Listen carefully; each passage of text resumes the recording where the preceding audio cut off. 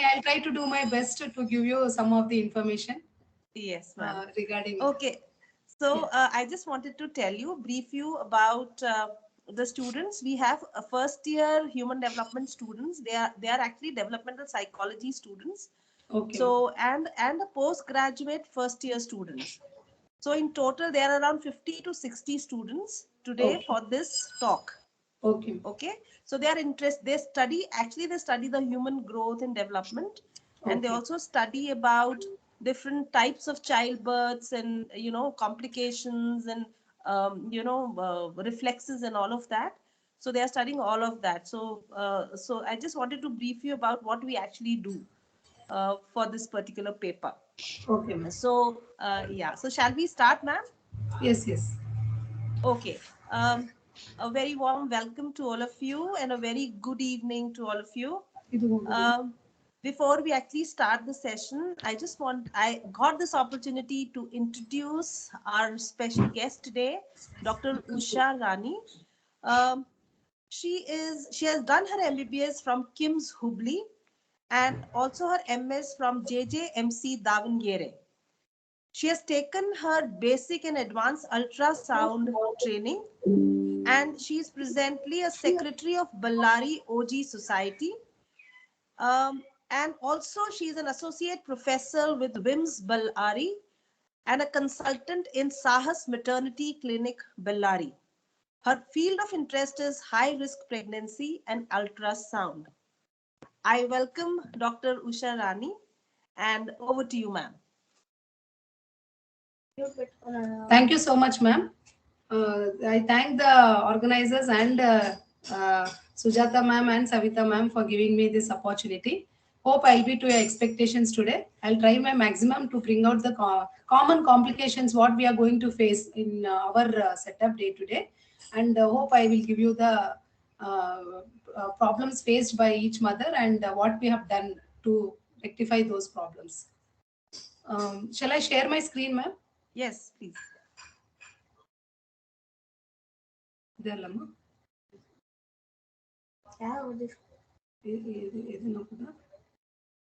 screen share ಬರಲ್ಲ. Can you see my screen, ma'am?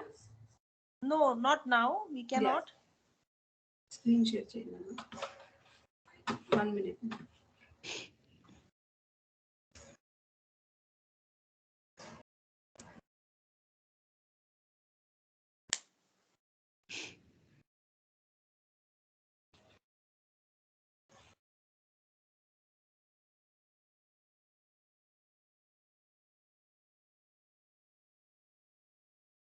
Can you see, ma'am?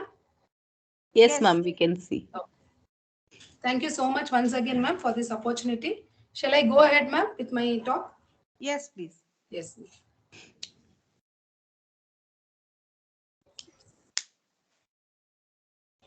Okay, so the topic given for me today from your side is pregnancy, childbirth, and its complications.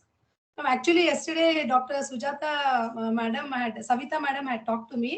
She told actually I had put it like in the form of like how a baby grows and what is pregnancy, what is fertilization, and all that I had included. But ma'am told yesterday that theory part we all know. So ma'am, better it will be that you go by case scenarios.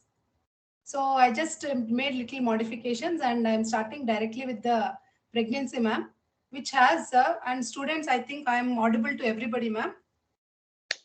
Yes, yes. Shall I go ahead now, ma'am, without any problem? Yes. Yeah. So as we all know that pregnancy is divided into 3 trimesters from the time of conception of the woman. So we include a first trimester from the first day of LMP. LMP means last menstrual period to 12 weeks of gestation. Second trimester is from 13 weeks to 28 weeks. And third trimester from 29 to 42 weeks.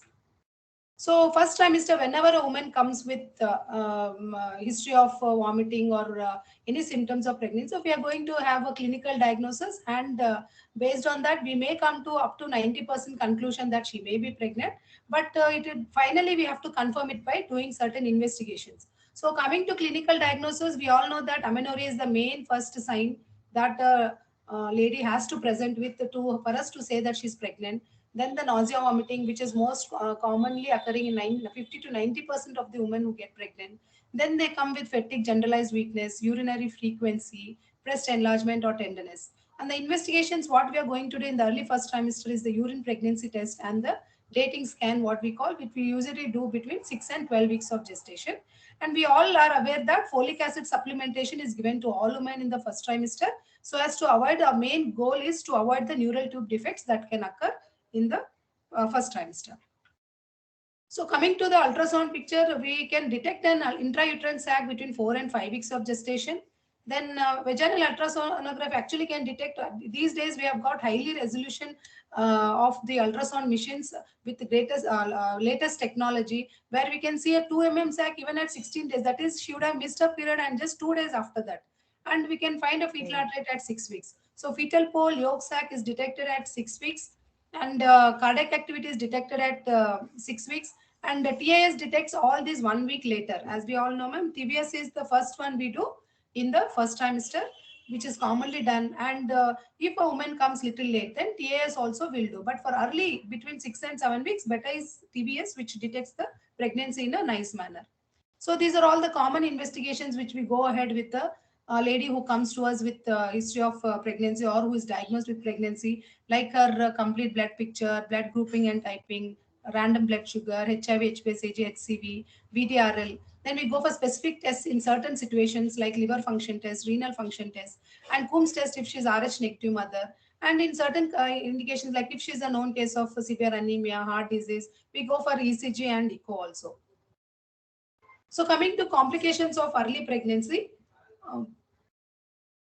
So there are 1 minute, ma'am, 1 minute. Okay, there are 4 complications of early pregnancy. That is the most commonest I have taken. That is hyperemesis gravidarum, which has excessive nausea and vomiting. Then ectopic pregnancy, miscarriage, and urinary tract infection. So here is one lady, Mrs. X, coming 22-year-old with 2 months of amenorrhea with excessive vomiting, 8 to 10 episodes per day associated with generalized weakness. On examination, patient is conscious.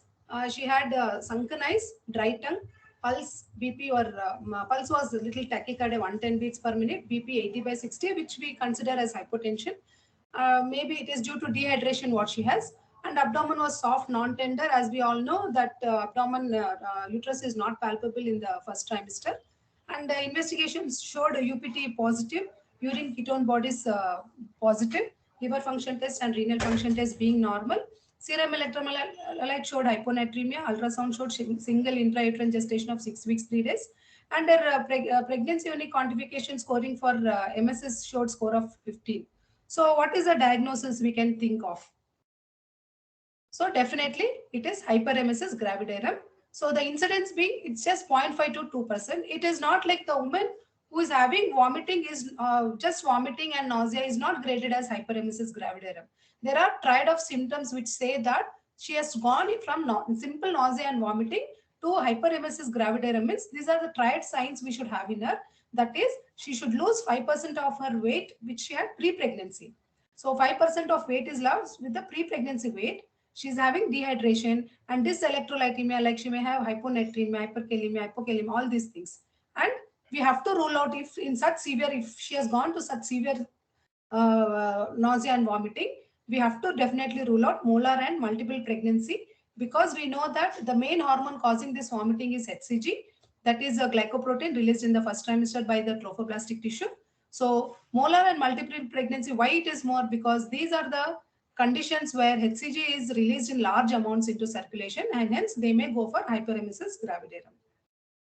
So this is the POQ form pregnancy unique quantification of MSS and nausea, where we just take our symptoms into consideration like vomiting, nausea, retching and all those things, and they are being given a score. So when we have a score of less than 6, we think it's mild nausea and vomiting, moderate 7 to 12. And if it's more than 13, definitely she's a case of severe MSS, which when we grade her as hyperemesis gravidarum. So coming to initial assessment, as I told, we have to see for her general condition, her hydration status, and any hyperemesis gravidarum, we need to admit the mother because she is not in a stable condition. Simple nausea and vomiting can be managed on OPD basis, but a woman with hyperemesis gravidarum needs admission. So coming to the score when she's 3 to 12, so simple antiemetics can be given, lifestyle and dietary changes. Like we can ask her to take frequent meals instead of taking meals in at one time.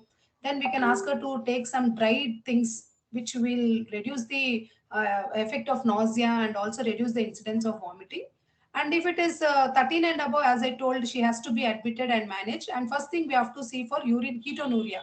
That is, these women, because there is gluconeogenesis, that is, fatty acids are being utilized to produce glucose. So they excrete these ketone bodies in the urine because it shows the dehydrated condition of the mother. So they have ketonuria. That means they are gone into hyperemesis gravidarum. And definitely we have to give her intravenous fluids and antiemetics, which are parenteral given. And thiamine should be replaced because we have seen that the deficiency of thiamine is common in these people. And we have to, one more thing I have to stress upon here is we have to avoid dextrose infusion in these people because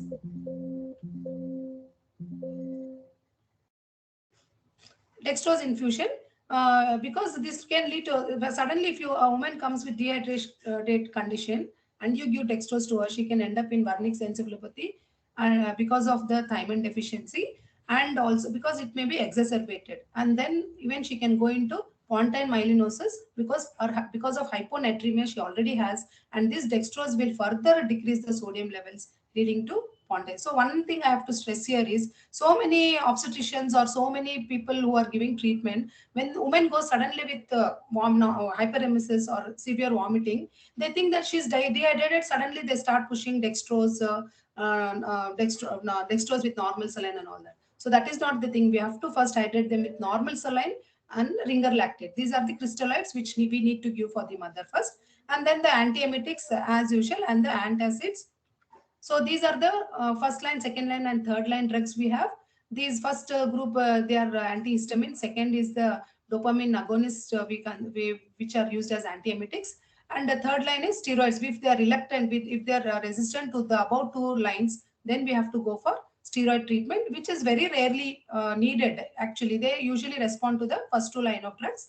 And nowadays they say ondansetron. Most of them they use Vomicet, ondansetron, giving left and right for any vomiting, either it is chemotherapy-induced vomiting, pregnancy-induced vomiting. But we should be alert that compared to metoclopramide and domperidone, ondansetron has slightly increased incidence of causing cleft lip in the newborn baby. So that's why in the first trimester we know that we have to avoid increased exposure to the any drugs in the mother. That's why we have to be careful that better to avoid ondansetron and consider the other group of drugs when we are giving the considering antiemetics in treating the hyperemesis. So this is about my first case, which I dealt with hyperemesis gravidarum. Then coming to case 2, here Mrs. Y, 20-year-old primey with history of 2 months of amenorrhea, came with bleeding PV since 1 week and acute pain in lower abdomen since 1 day. So on examination, patient was conscious oriented, but pallor was 2+. And we grade pallor as mild, moderate, severe. Moderate means 2+, severe means 3+, like that. Then her pulse rate being 110 per minute, definitely pallor is so much, patient will have tachycardia, and BP being 90/60, she was febrile. When we did abdominal examination, tenderness was present in hypogastric and both iliac region. Perspeculum showed bleeding, and but os was closed. PV showed uterus anteverted, normal size, fullness was present in posterior fornix, and there was cervical motion tenderness. So investigations as usual, UPT was positive, HB was 6 grams, blood group O positive, RBS 92, HIV, all the routine investigations were normal except HB, which was 6 grams. So ultrasound showed gestational sac of 7 weeks in left adnexa, uterus empty, bilateral ovaries normally visualized, hemoperitoneum of 500 cc was noted. So coming to a diagnosis, we made a diagnosis of left ruptured ectopic pregnancy. Usually we first do resuscitation to this patient because she is in hypovolemia because of the bleeding she had from the ruptured ectopic, and it was collected in the peritoneal cavity. So first resuscitation with the crystalloids and arrange for blood. Then we directly, because it's an ruptured ectopic, there is no other thought than go for surgical management. So the ideal management is laparoscopic salpingectomy. Only if laparoscopy is not available, then we go for laparotomy in emergency conditions when the facilities are not well versed. Electively, usually we go for laparoscopy. Suppose she's ended up at 12 o'clock in the midnight with acute pain abdomen, then we need to go for emergency. Suppose there is a no availability of the laparoscopy instruments, we need a lot of setup, as I think you all know what is laparoscopy. And this is done through minimal keyhole surgeries, and it is least invasive and minimal post-operative care needed for this. As against laparotomy, where we need to cut open the abdomen, drain out all the thing, then you have to suture back all the layers, and then go for keep her for 5 to 6 days in the ward. Unlike the laparoscopy, where you can discharge her next day itself. And some laparoscopy, though, they don't need catheterization also while taking for surgery. Whereas in laparotomy, because she has more post-operative pain, we need to catheterize the woman. So this is the picture showing salpingectomy, means we cut the whole part of the tube wherever the ectopic was, or this salping part of the tube, partial salpingectomy can be done, and it can be resutured also. This is rarely done. Usually, most of the times we do this. This is usually done in very peculiar cases where a mother is elderly primey, and she needs to conceive later, and her opposite tube also is looks unhealthy, and we need to conserve this tube. Then we go for procedures like salpingotomy, salpingostomy, all those things. Then, so blood transfusion is a must, because already she is 6 gram person, she is severe anemia. So we get 2 pins blood transfusion, and ICU care was needed in 24 hours, as she is a case of emergency. Uh, uh, she landed up in emergency, and she was discharged on 4th post-operative day. Now, one more entity we have in ruptured ectopic is in ectopic pregnancies, which is unruptured. That means you diagnose, she comes with maybe pain abdomen, and you do a scan and you detect that there is ectopic, and it is not harming her much. She is hemodynamically stable with no increase in pulse rate, no hypotension. Then there are certain criteria we take when we can go for medical management. That is, where we give methotrexate injections, and we treat the mother by admitting her and following her up. So when the criteria is sac should be less than 3.5 centimeters, there should not be cardiac activity, beta HCG level should be below 5,000. Some books say 10,000 international units, and there should not be hemoperitoneum. That is, mother should be hemodynamically stable and no hemoperitoneum. Then only you can consider of giving methotrexate. Then after ectopic, then we have one more entity called abortions. I don't think I need to tell you what is an abortion. It is nothing but expulsion of the products of conception before 20 weeks of gestation. So there are different types of abortion, as you know. It's a first here you see here is the threatened. I hope I'm audible now, madam. Hello. Yes, ma'am. Yes, I'm ma'am. You're audible. audible. Can I go ahead, madam? Yeah, ma'am. Yeah. Am I too fast or slow? You can just tell me, ma'am, if there is any Ma'am, problem. it's fine, ma'am. Just that technical terms our students might find it really difficult to understand, ma'am. If you can simplify it, and it would be nice, ma'am. Ma'am, like technical means I've used all. Ectopic is this thing, simple. These are the normal terms we use for those Yeah, conditions. ma'am. Ectopic and all they can understand. So So, abortion, they don't know, ma'am. ma'am. What is abortion? I think they Yeah, know. yeah. No, no, no. That and all they know. They know. So that's what. So anything, ma'am, you just ask me. You can interrupt and ask what is the meaning of that. I'll be Yeah, better. ma'am. I think in that slide only I'll clarify the doubt. Okay, ma'am. Yeah, ma'am. Sure, sure, ma'am. So coming to threatened abortion. So where here is the process of abortion is in progress, but now this part we say it is a cervix. This is the uterus. So every woman has a uterus with the upper part being the muscular part, and this is the lower part, cervix. Now this cervix has internal os which is held tightly. The muscular tissue is more here compared to other areas of cervix, whereas uterus is full of muscular tissue. Now for a pregnancy to stay back, this internal os should be held tight. So this is brought about by so many mechanisms during pregnancy, so which I can't go into detail now. So one thing you have to know is this internal os should always be closed if a pregnancy has to continue. So Ma'am, now, can you just, yeah, ma'am, sorry to interrupt you. Can you just elaborate on internal laws? that's what I'm 1 minute. Now this is the cervix. Okay, this part is cervix. Now this upper part is the uterus. Okay.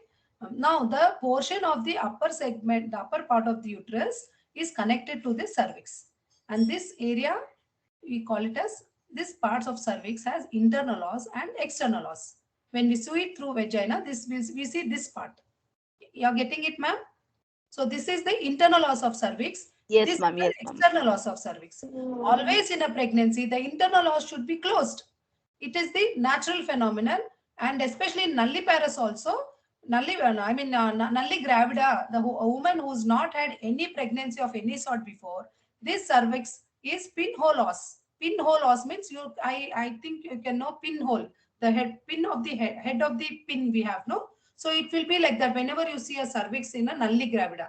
Now this internal os should be tightly closed for a pregnancy to be retained within the uterine cavity. When this os opens, when there is some mechanism which is trying to say that fetus should go out, so then it starts, or the uterus will start acting, the muscular tissue starts contracting. There are so many causes for that again, like maybe say mother there is some uterine anomaly inside where the baby cannot grow, or mother may be having some lower genital tract infection. Okay, ma'am. Or she may be some underlying problems, medical problems with her. Like she may be a diabetic lady, she may be anemic lady, where infection will prone her for this abortions. So any underlying cause which makes this uterus contract can open this internal os. Otherwise, unless uterus is contracting, otherwise there is any congenital anomaly, this internal os cannot open. But in when the process of abortion is starting, so then this there will be bleeding from this internal os.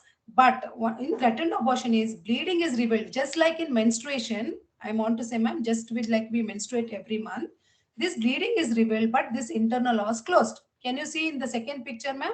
Inevitable abortion where the internal os. Can you see the opening here? Yes, It's yes, so yes, wide ma'am. open. You can see here, it is not open. Okay. So this is wide open. That means this os is not competent. This internal os is competent, but there is bleeding.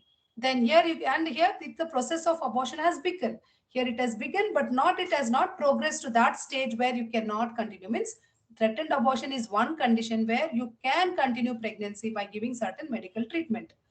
Incomplete, you cannot continue. Inevitable, you cannot continue because os is open already. Now, incomplete, half products have gone out, half have remaining. This has to be completed. Then complete abortion, one more occurs where all the products spontaneously they are expelled out. The uterus is an empty cavity. Then missed abortion is something like where the fetus is dead inside. See, when you do an ultrasound scan, I told you see cardiac activity at 6 weeks of gestation in transvaginal and 7 weeks of gestation in transabdominal.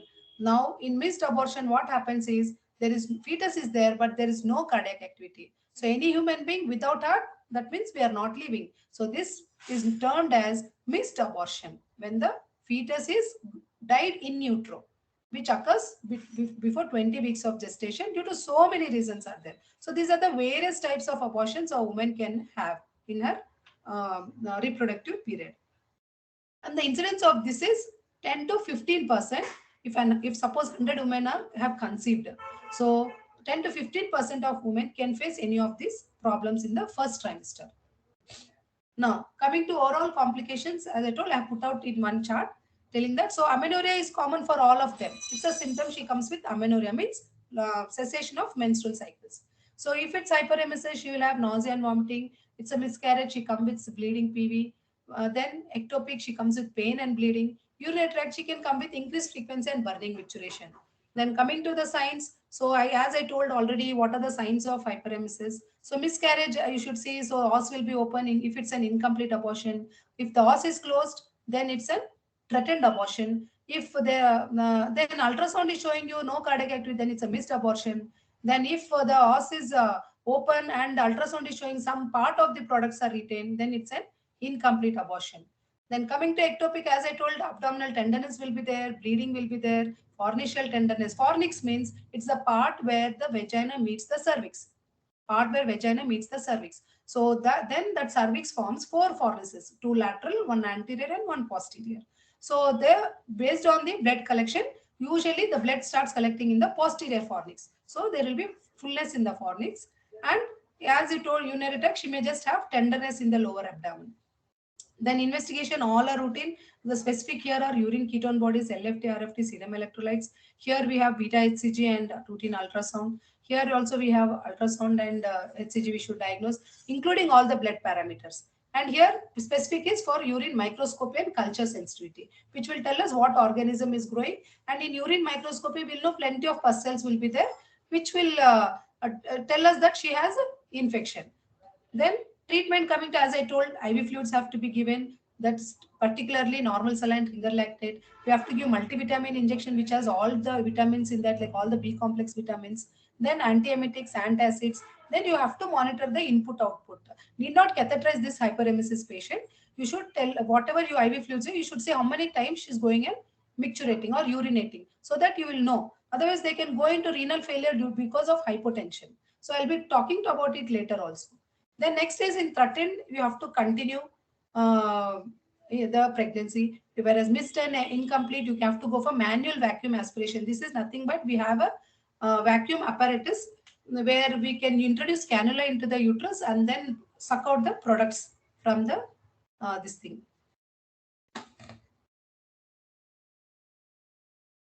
Then, as I told, ectopic, I need not repeat again. Medical managed methotrexate, then go for surgical management, laparoscopy or laparotomy.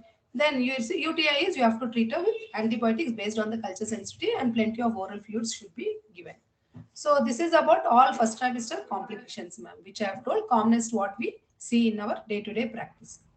Then coming to second trimester. So as we all know, it starts from 13 weeks to 28 weeks. And here we have to do an anomaly scan. I think it is known as TIFA, TIFFA, targeted imaging for fetal anomalies. So it can be done between 18 to 22 weeks. And we all know that as pregnancy, see, 12 weeks, we can't feel anything in the abdomen. So as after 12 weeks, see, the uterine height will be at 16 weeks, it will be between 12 umbilicus, and this is called pubic symphysis area. So it will be between umbilicus and here 16 weeks. And then 22 weeks is upper border of umbilicus, then 28, 32, 36. At 40 weeks, it will come down and it will engage into the pelvis. I will be telling you later. So quickening is one word which I thought I'll tell. It is nothing but the first time at which the mother perceives fetal movements. So it is not a sure sign, but it is useful for accurate dating of pregnancy. Suppose a woman doesn't know her LMP, but she remembers her date of quickening. Then from there onwards, you can add up the remaining period of pregnancy and get her EDD. Suppose she is not aware of her LMP. Now, primigravida, it usually occurs at 18 to 20 weeks. I hope they know, ma'am, what is primigravida. Ma'am, can you please tell them once again? Yeah, ma'am, actually, that's what I told her.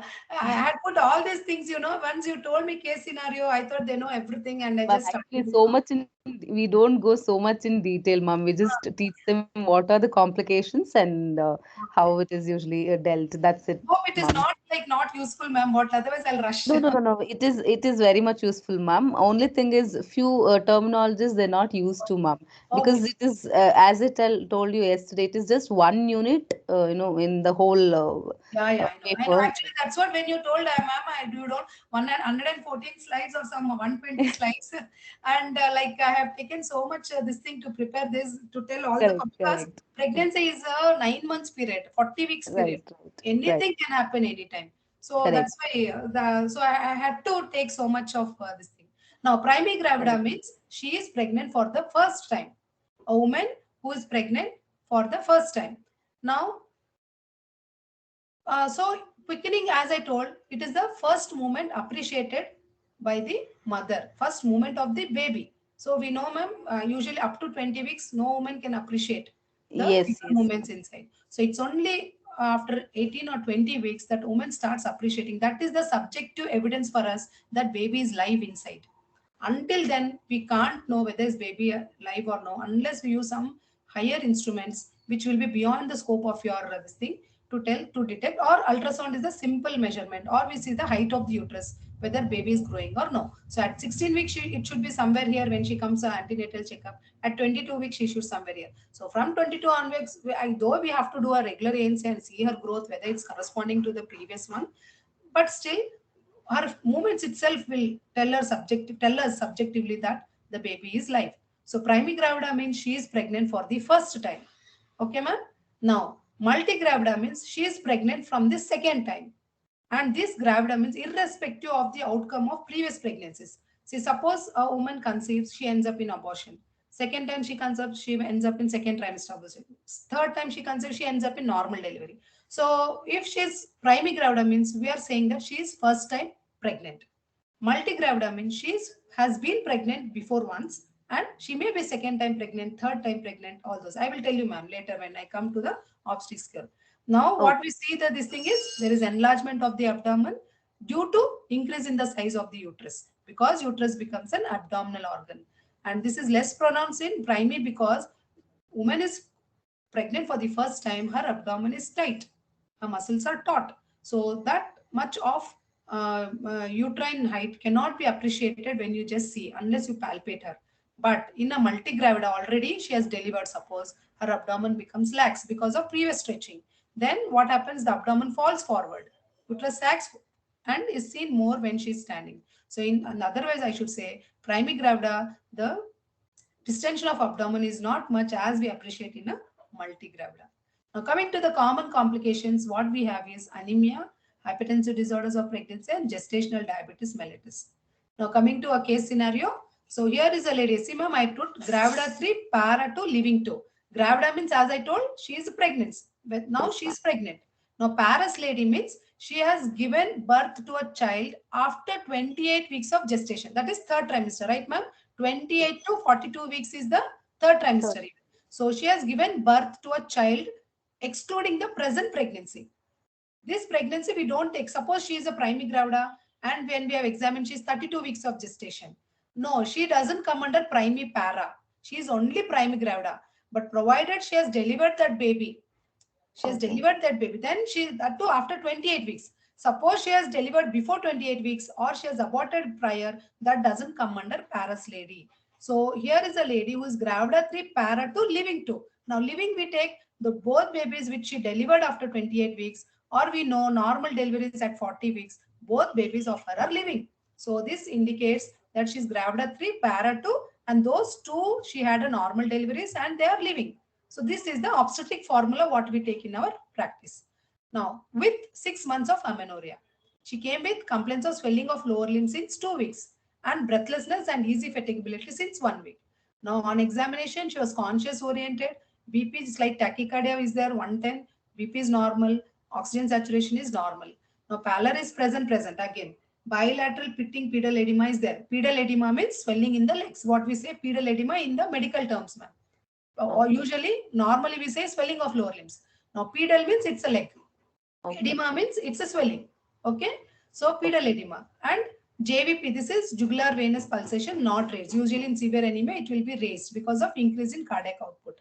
Now, cardiovascular system is normal sounds, systolic murmur. This is because of to compensate her, because she is anemic, to compensate for her cardiac output, the heart has to pump more. So, it tries to, when the blood goes through those vessels, some noise is created. That is called systolic murmur.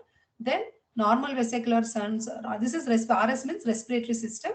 That is related to lungs. Normal, they are normal, no added sounds. Because why we are bothered is, in a case of anemia, they can go into pulmonary edema because of hypoproteinemia. Fluid is filled in the third spaces. So they go into fluid filled in the lungs. That we have to rule out. So there are no added, there will be extra sounds heard if such thing is happens. Then parabdomen is uterus 24 week size. Then we say it's external ballotment means it is one of the what to say movement of examination findings of us below 28 weeks of gestation, where we feel, when we feel the abdomen, as in the previous slide, here, when uterus is distended, we just feel with the our palm, left and right, we just move the uterus. So if it's a pregnant uterus, it will be ballotable, the fetus will move inside, we can appreciate those movements. So that is called external ballotment.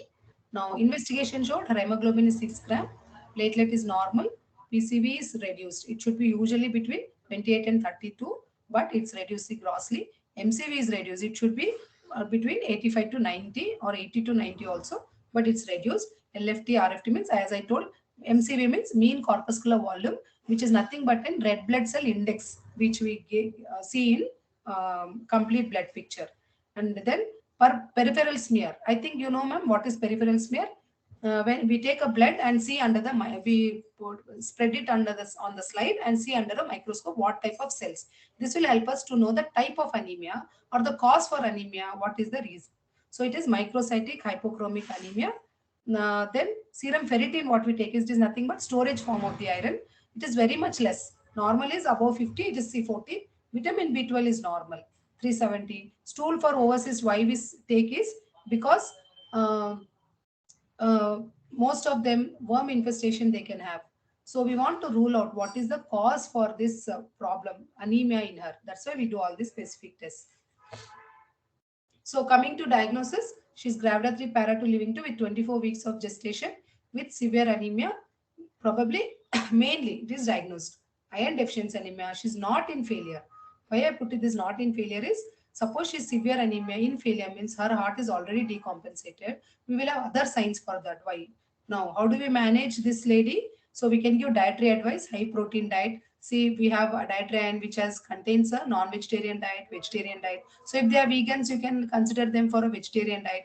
If they are non-vegans, you can consider them for a non-vegetarian diet. So, but non-vegetarian diet has high amount of iron, which can be replenished in the diet. Then supplementary parenteral iron therapy we give. Then albendazole, which is an anti-helminthic, we give her so that worms are destroyed within the intestine. And the patient's well-being improved in 1 week with decrease in pedal edema. As I told you, swelling was there, it reduced. This may be due to hypoproteinemia.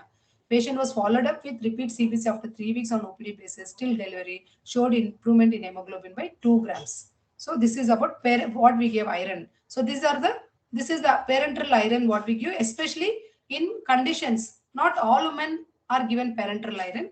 There is certain conditions where we prefer parent, like intolerance to oral iron. If there is, see this case was almost 6 grams she came. So she may not be compliant, and we need to improve her hemoglobin very early, and we need to be sure that she has received all the iron that is required. So if she's not compliant, then she'll come in failure. We don't want that complication. If we are not supplementing her with proper iron, this thing, she can come in failure next time. If we tell her to take oral tablets, she may not be compliant to take those. She may just go home and throw it off till she has gastritis or whatever. So she can end up in severe anemia. So we don't want that. We want to be sure she received this total iron therapy what she had. Suppose they have some malabsorptions, like if they have irritable bowel syndrome or some diarrhea, something where she cannot absorb properly. So we cannot give her oral. Then non-compliance, as I told, they are not compliant to take oral. They have that superstitious belief baby will grow big if you give more of supplements, and it will end up in cesarean section later. It will avoid. This is all myths what the most of our rural women have. Now, how to take, whenever you are giving oral supplements, how to ask them? That was parenteral, it is in our hands, we give and send. Now, when we give oral supplements, we should see that she should not take tea or coffee. This is why I'm telling, ma'am, this is the basic thing, because anemia is so much prevalent in our country.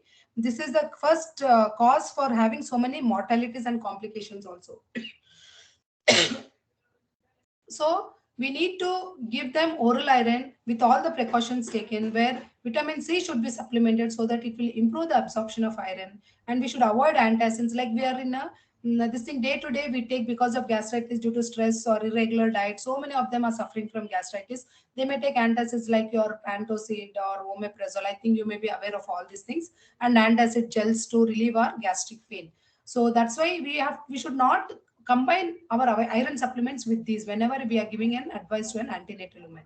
So we should not give with this. Tell her to take other time other than this. And then you should avoid tea and coffee. See, our Indian women are so much fond of having tea and coffee so many times. These have oxalates and phytates which hinder the absorption of iron. And they should not be taken along with care. We know pregnancy, we give iron and calcium together because to improve the requirements are more in pregnancy. But she should not take calcium along with iron because it will hinder the absorption of iron. Now coming to classification, as I'll just rush up, ma'am. So mild is when usually when we say anemia, when a woman comes with pregnancy and hemoglobin we do, it is, I think you know, ma'am, what is hemoglobin? No? It's a basic investigation we do to rule out the anemic condition in a mother. So if it's less than 11 gram per deciliter, WHO says she takes criteria 11 grams. So mild is when it is 10 to 9.99, then moderate 7 to 9.99. Severe is when it is less than 7 gram per deciliter. So we classify anemia based on this, whether she is mild anemia, moderate anemia, severe anemia. So what case I presented was severe anemia because her hemoglobin was 6 gram per deciliter. Now coming to little epidemiology of the iron deficiency.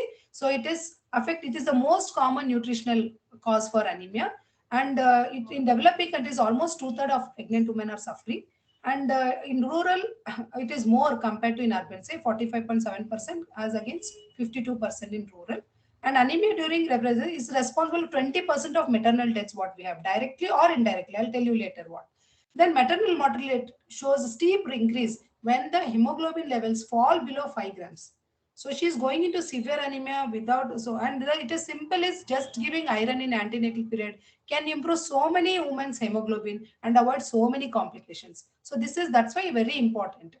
Now coming to the risk factors in pregnancy, why they will have this anemia? Maybe multiparity. Multiparity means she is pregnant for repeated times and she was given delivery for many more than one time. She may be grabbed two paras lady, third paras lady, fourth paras. You know, in our women, contraception also is so less followed compared to other countries. And so many childhood marriages are there. Adolescent girls are getting married. So much illiteracy is there. They are not aware that anemia is causing so many. They don't know what is anemia. So multiparity, short interpregnancy interval. They don't use proper contraception. They give repeated births. Low socioeconomics. As we all know, our is a developing country. Dietary factors. They don't eat proper feed which contains iron, vitamin, all those things. Then antepartum hemorrhage, that is hemorrhage occurring in the third trimester. We call it as antepartum hemorrhage. Then postpartum is after delivery. The period after delivery is postpartum period. So here also why the anemia occurs, maybe her stores during pregnancy were less. She delivered by cesarean section because cesarean section has lot of blood loss during the procedure. If she has retained placenta, I think you know this term. If the placenta is not delivered, she has lost more bleeding during that pregnancy. So then also there will be more of anemia. Assisted vaginal deliveries like forceps and ventos. Then if she had a postpartum hemorrhage, all these. Then others are infections like malaria, tuberculosis, HIV. All these lead to anemia in pregnancy. Now classification, I'll rush ma'am. Physiological, pathological. As we all know, physiologically also anemia occurs in pregnancy because plasma volume increases by 50%, but RBC volume, it increases only by 20%. So there is hemodilution. So fluid, suppose you add some salt to some more amount of water. So how it tastes, ma'am? When the water content is equal or something, it may taste more salty or more sweet based on sugar or salt you added. Now suppose the water is more compared to the salt, definitely what happens? The concentration also reduces. In the same way, so physiological anemia occurs when the plasma volume is more. This is a normal phenomenon occurring in any pregnancy. Plasma volume increased by 50%, whereas RBC volume increased only by 20%. That's why physiological. So every woman, suppose her pre-pregnancy hemoglobin was 12, 11. Definitely she will, because of hemodilution, she will come down. Why? When you examine her, it will not be prominent in first trimester. As the baby grows, say in second or third trimester, this will become more prominent. And then pathological, as I told, in pathological you have nutritional, like I told, because of iron folic acid deficiency, malabsorption syndromes. Then hemorrhagic causes, I told APH, PPH, hookworm infestation. Menorrhagia, what is menorrhagia? A woman having regular cycles but increased flow, increased duration. So she's having menorrhagic cycles. Her every month periods are heavy. She loses more blood, so she becomes anemic. Then there are other conditions due to increased destruction and reduced formation. When the bone marrow, we know the cells are formed, bone marrow is the, from the bones only the stem cells are arising and our blood is being formed. So when there is some problem in that, some chemotherapy due to cancer she's taking, all these lead to anemia. So ma'am, complications. So I told fatigue, breathlessness, hypertensive disorder she can have. She can have sepsis because anemia has less oxygen supply. She's more prone for infection. So sepsis.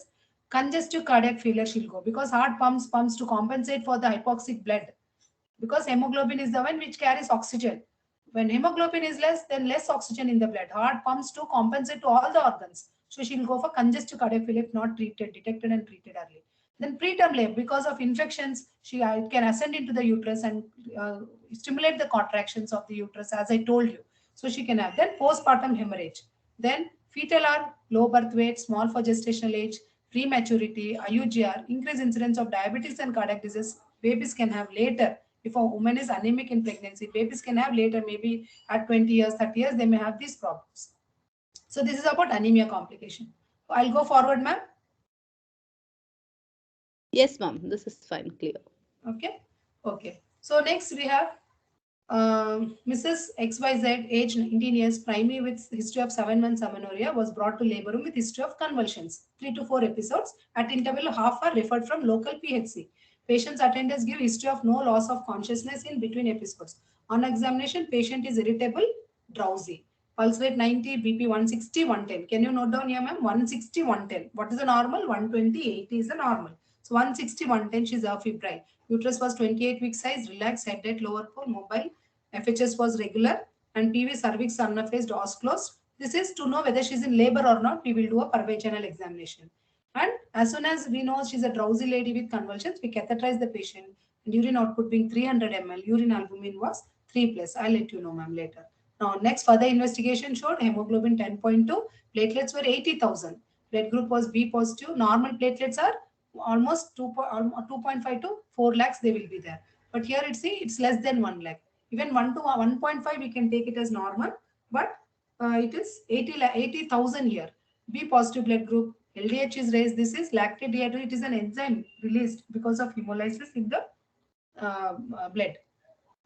Then AST, ALT, these are the liver enzymes which will be raised. Bilirubin is normal. Renal function tests are normal. So what is the diagnosis? She's a primary gravid. As I told, she's pregnant for the first time with 28 weeks of gestation with antepartum eclampsia. We call it as antepartum eclampsia. This is convulsions in pregnancy with HELP syndrome. HELP means it is hemolysis, elevated liver enzymes and low platelet count. H, hemolysis. E means elevated liver enzymes, EL. LP is low platelet count. Okay, that's why, see, as I told, her platelets are reduced. LDH is raised, this is also one of the liver enzyme. And AST is likely, it is usually comes below, but they are normal, but even 2 parameters are raised. So we take it as HELP syndrome. Now, plan is first we should resuscitate her, should give anticonvulsants, antihypertensives, then comes obstetric management. Now, any case of hypertension in pregnancy, definitive management is termination of pregnancy. Now, resuscitation is she should be kept in a dark room, railed cot, mouth gag to avoid tongue bite during convulsions. Fluid maintenance should be given very carefully here. Usually, normal lady we can give 120 ml per hour, but here we give 80 ml because already there is hemoconcentration. There will be filling of fluids in the third space. Then input-output chart should be maintained. H2 gear should be taken.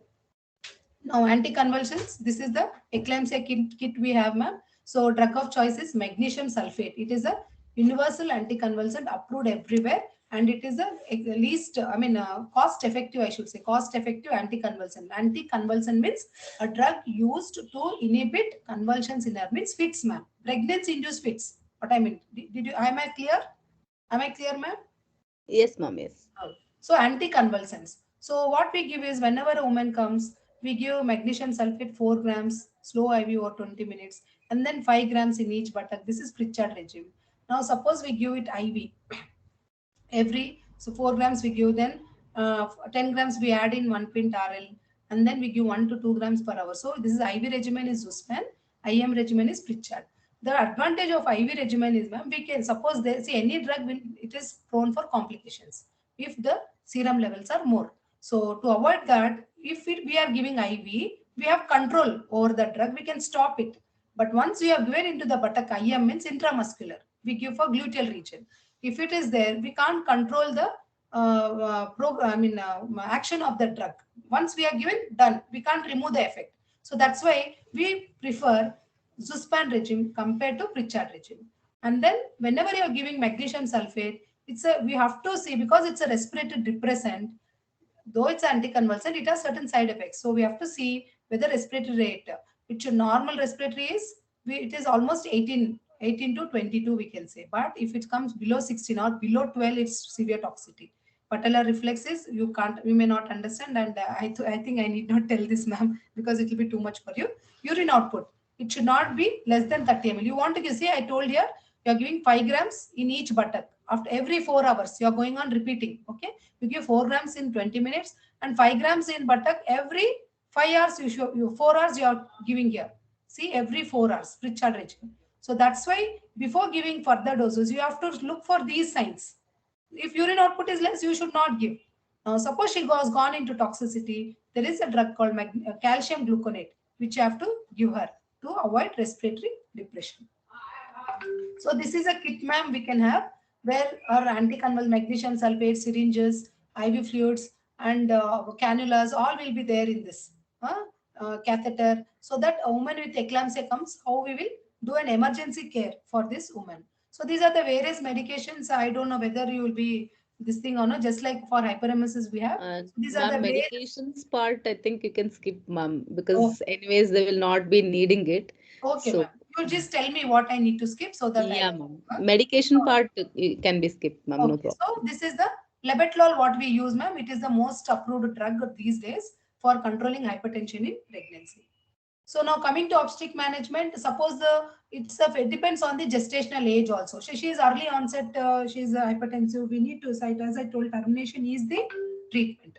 Termination is the treatment of choice. So suppose we are able to salvage the baby. Suppose she is a term pregnancy. Say she is after 34 weeks. So it's a favorable cervix. You can do induction of labor. Induction of labor means we are making her artificially to get pains. Okay, ma'am. Like normal labor pain means they occur normally. Now, induction of labor means they occur with us giving some medication. So, where this induction of labor, we put it into cervix. As I told you, no, ma'am, lower part of uterus in abortion slide, cervix is there. Yeah, I think you got it. Yes, yes, ma'am. Yes, I yes. told when threatened abortion, that os will open and all. I have told no. So Yes, we ma'am. are going to instill certain drugs there, or there are certain tablets which we give orally also, so as to initiate contractions to deliver the mother. This is artificially we are inducing contractions in the mother to save her from the complications of hypertension or whatever eclampsia, whatever it is. Now, suppose her cervix is unfavorable, then we need to ripen the cervix again with some drugs and then go for further induction, increasing the contractions.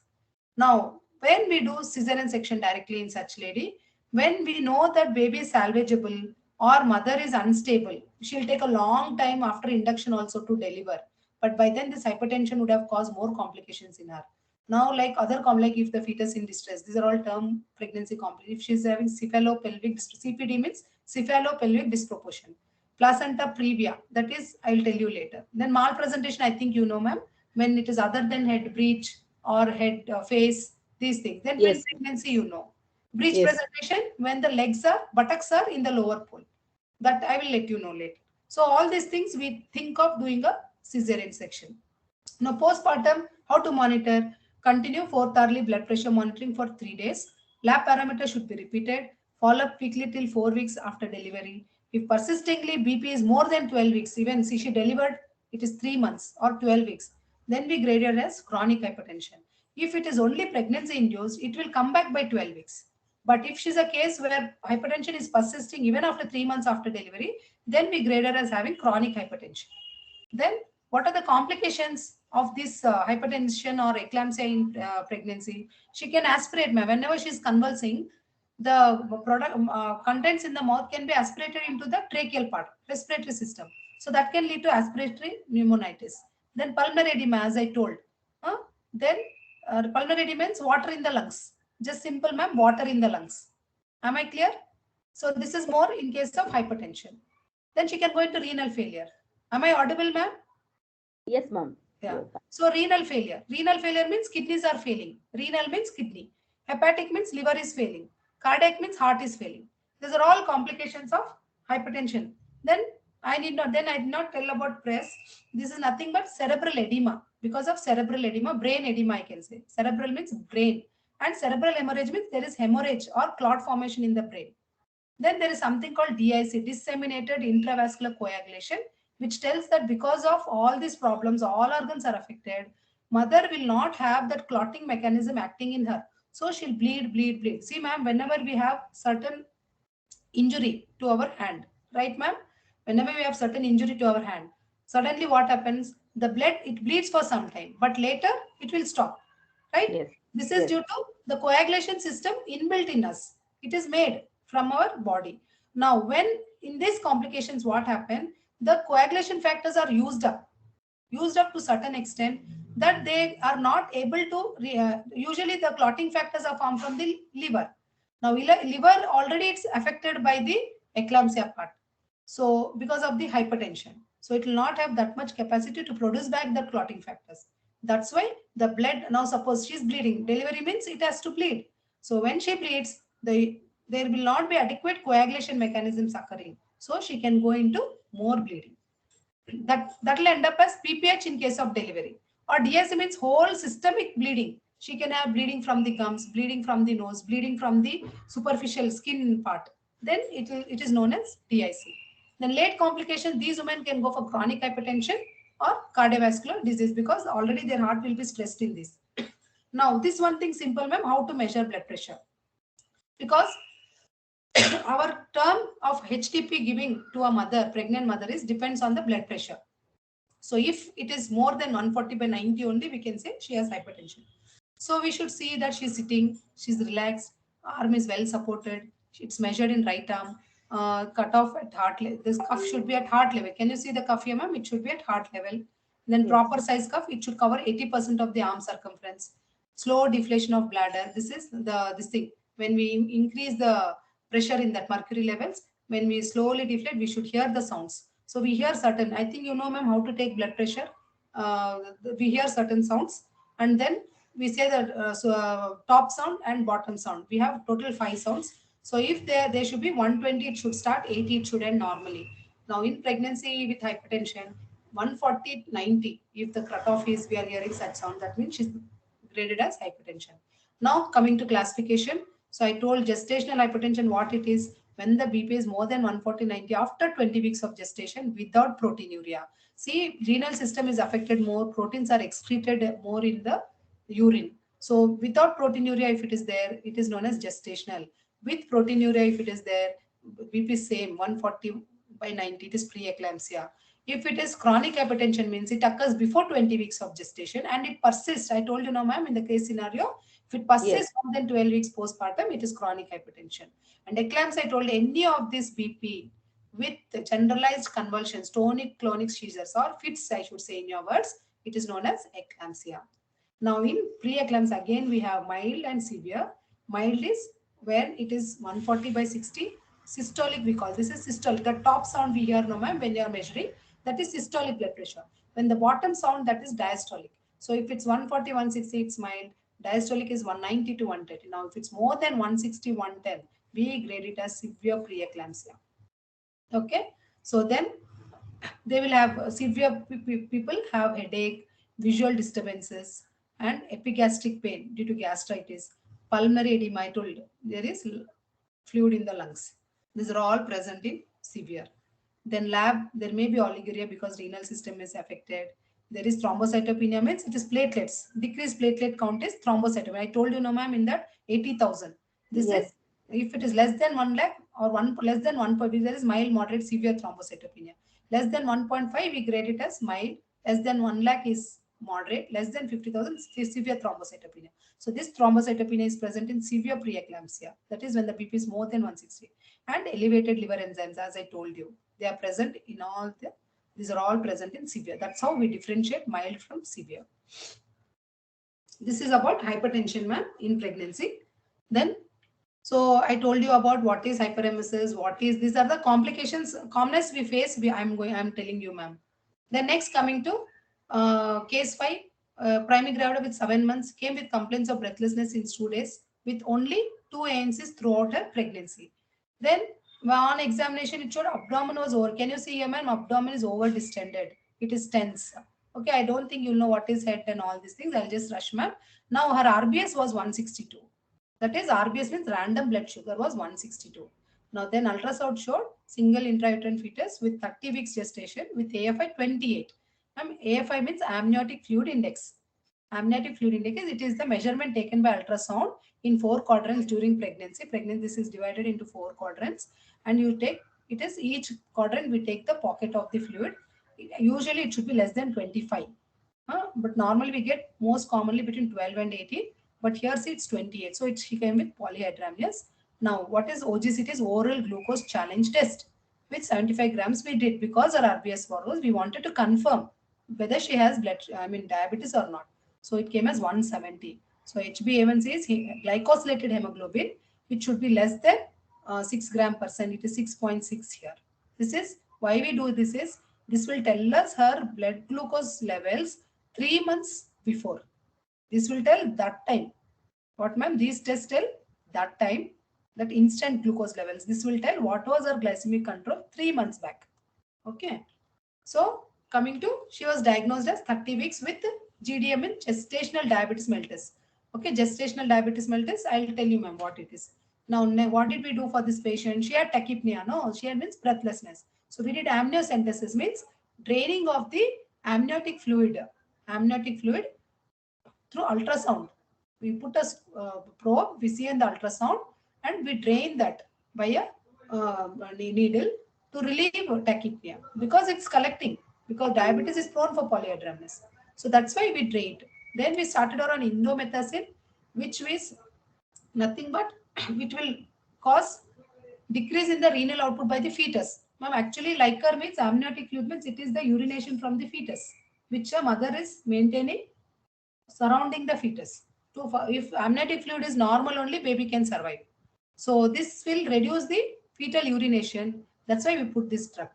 And then continually monitored with MNT, means medical nutrition therapy, for 2 weeks. Usually first, whenever we diagnose a woman with diabetes, we give her nutritional therapy for 2 weeks. Suppose she is not controlled, and PPBS should be postprandial blood sugar. FBS means fasting blood sugar. PPBS means postprandial. This is we take in fasting. Postprandial means after eating. I think you must know this, ma'am. FBS, PPBS. This is common for all diabetic people. Yes, yes. Now, FBS, our target is actually it should be less than 110 or 100 also. Some strict control. At least up to 110, okay. Then PPBS should be less than 140. Yes. But after 2 weeks also, she was having at higher level. So we planned for insulin therapy. Okay. So patient was monitored, and her blood sugars were done every 3 to 4 times to titrate the insulin dose, because insulin we give twice a day, thrice a day to control our blood glucose levels. So fetal well-being noted every 2 weeks by Doppler and biweekly NST. Elective section was done at 37 weeks in view of abnormal. Doppler means, ma'am, we do, this is a test done to know the uteroplacental blood flow from the mother to the fetus. Now this tells us when we have to terminate the pregnancy. So due to certain signs are there. I did not include because maybe that will be more for you, ma'am. That's why this is done at a PG level actually for our Yeah. team. So just you did Doppler, we assess the fetal well-being to know the uteroplacental blood flow. So she delivered a 3 kg baby alive and healthy. So we did an elective section. We didn't want to take chance in her already because she was a elderly woman, and she was with so much of hyperglycemia. We didn't want complications. So she was monitored post-operative with insulin, and then shifted to oral. They have tablets also now, ma'am, to control diabetics. So oral hypoglycemics, and then target PPBS was below 120. She was discharged on post-op day with no complications. Follow-up awaited to rule out persistent, because diabetes mellitus. Most of the women with GDM, 50% of them in next 5 to 10 years, they can go for diabetes mellitus. So now coming to classification, pre-pregnancy diabetes, gestational. What all I talked to you was gestational. So the woman can be diabetic and she can go into pregnancy. A woman, most of the time, she becomes pregnant, she is prone for diabetes. That is gestational. Now we know 90% of them are GDM, and over diabetes is only 10%. Now I told you what is gestational. It is glucose intolerance resulting in hyperglycemia, means increase in glucose, hyperglycemia, increase in glucose level of variable severity occurring for first time during pregnancy, whether or not insulin is used, and regardless of whether diabetes persists after pregnancy. Okay, ma'am. Now incidence is, it's almost 3.8 to 14%. We know we are all rice eaters, so incidence increases is definitely more in country like India. Now risk factors is, I think I need not tell much, ma'am, because low risk we should categorize them. Who is at low risk of developing GDM? Who is at moderate risk? Who is at high risk? By history only we will know, and how to manage her.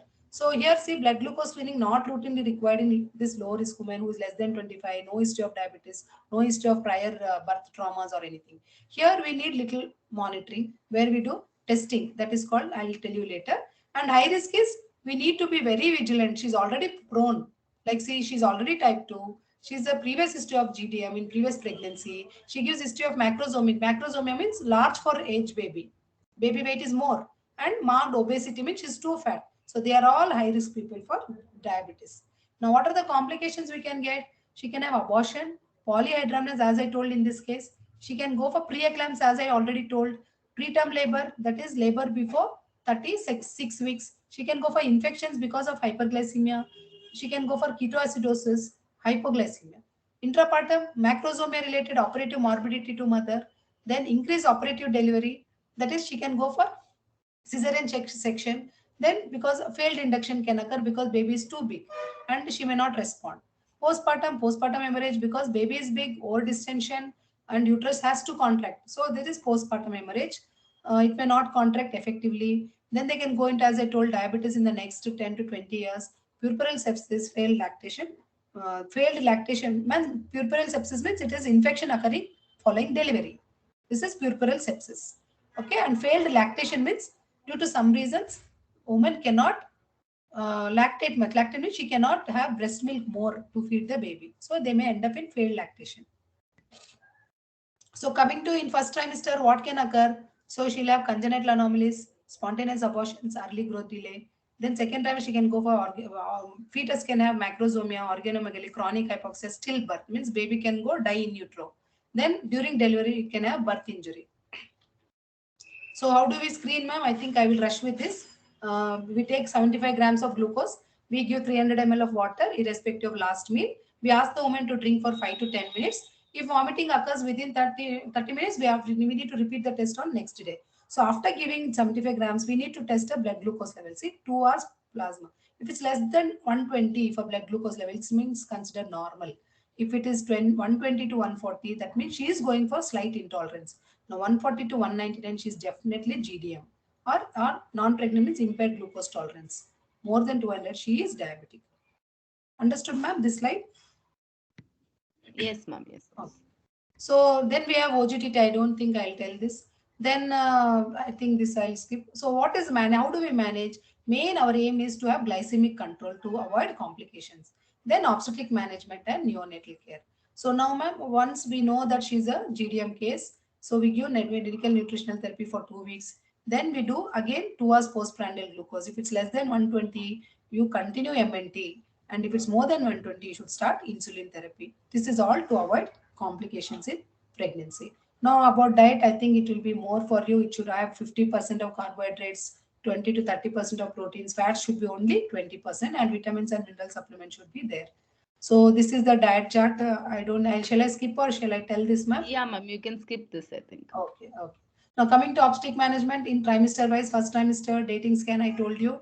Then you should manage the vomiting, ophthalmic evaluation because diabetic eyes are more affected. So you can get a thing to know the level of her diabetes, whether her eyes are already affected, she cannot continue, ma'am. She has to terminate her pregnancy because pregnancy is such a hemodynamic condition. They will further damage the eyes because she will go for hyperglycemic condition.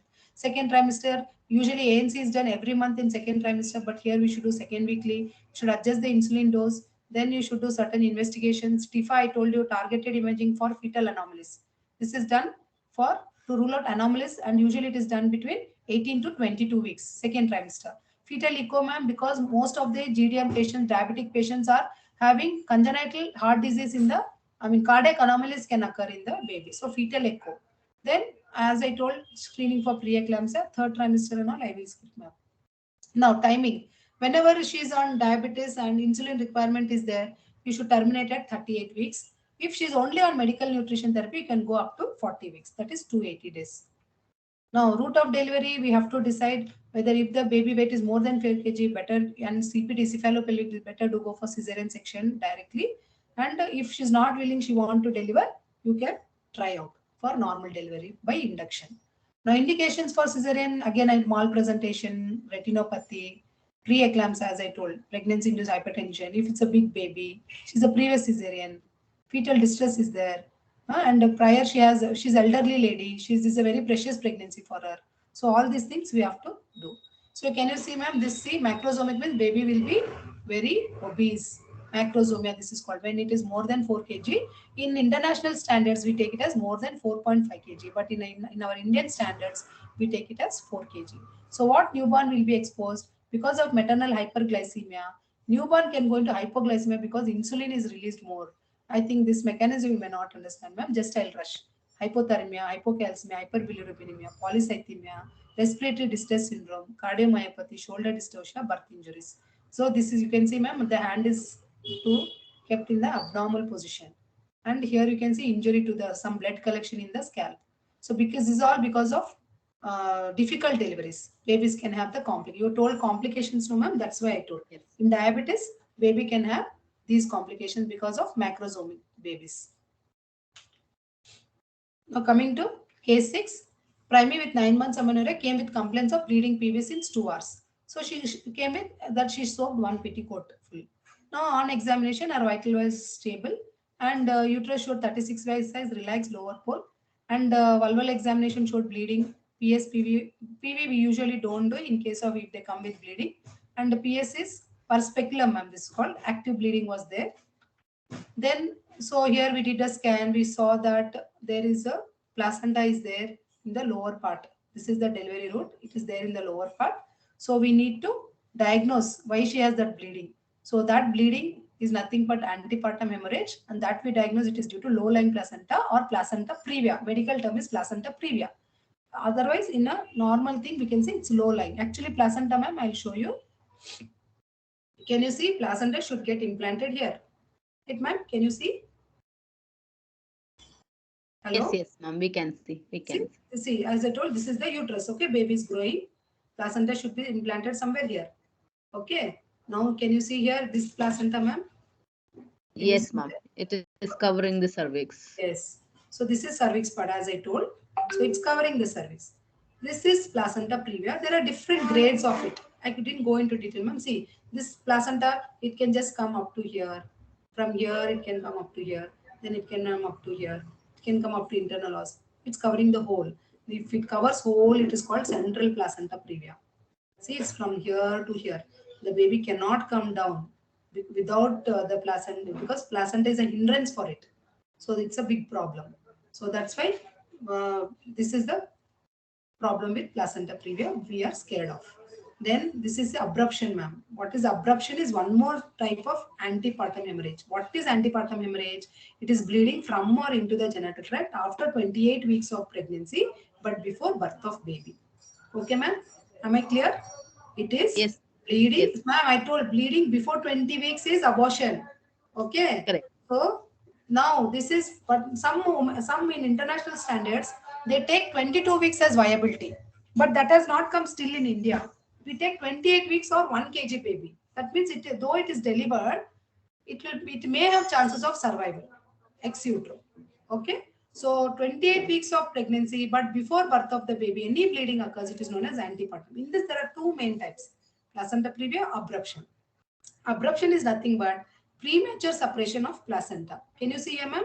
It is there in the normal position, but it is separated. There is collection of blood. So then what happens? The blood from the mother to the fetus is hindered.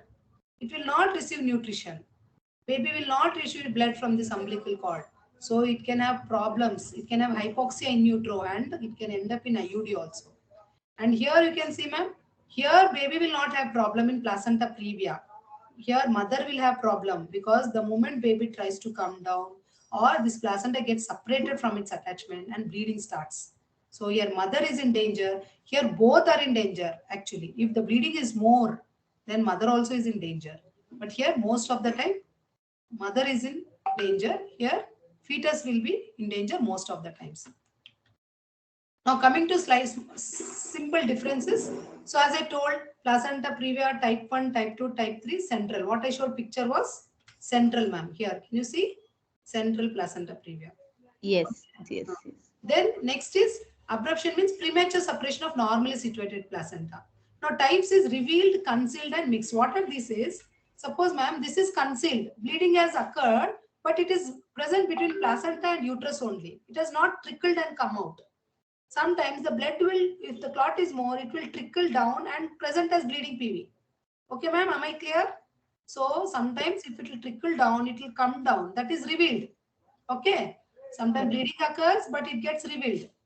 Now, suppose both are there. It is concealed as well as revealed. So that's called mixed type. Okay, am I clear? Yes. Okay. So there are three types: revealed, concealed, and mixed. That is nothing but premature separation of normally situated. What is placenta previa? Low lying. See, placenta is implanted over the lower implantation. Okay. What are the clinical features? Painless bleeding occurs here. That's one we should see. Here, painful bleeding occurs. because uterus is over distended here. Here, uterus will correspond to the normal period of gestation because it's only from the separated placenta. But here, maternal blood is collected. Here also maternal blood will come. Okay. So No, she was management studying is Kelly told, less so than we didn't 37 want to weeks. disturb. It is expected She to called expect because when she's this studying molecular and after. uterine after. Some disturbance, ma'am. Okay. Now, if delivery in most cases, in case of abruption because of hemodynamic instability, delivery is the treatment. But in placenta previa, if the bleeding is slight, you can wait. You can monitor the mother, but heavy bleeding, you have to go for cesarean delivery. Whereas in abruption, it's opposite, ma'am. You have to deliver her vaginally because baby is already see irregular FHS, fetal heart sound is irregular or absent. Okay, so babies most of the time we try, but even after 6 to 8 hours she's not delivering, then here also we have to take her for cesarean section. Now complications, see because of bleeding she can have anemia, infection, shock, renal failure, again coagulopathy, PPH, prolonged hospital stay. Fetus is hypoxia, IUGR, prematurity, fetal death.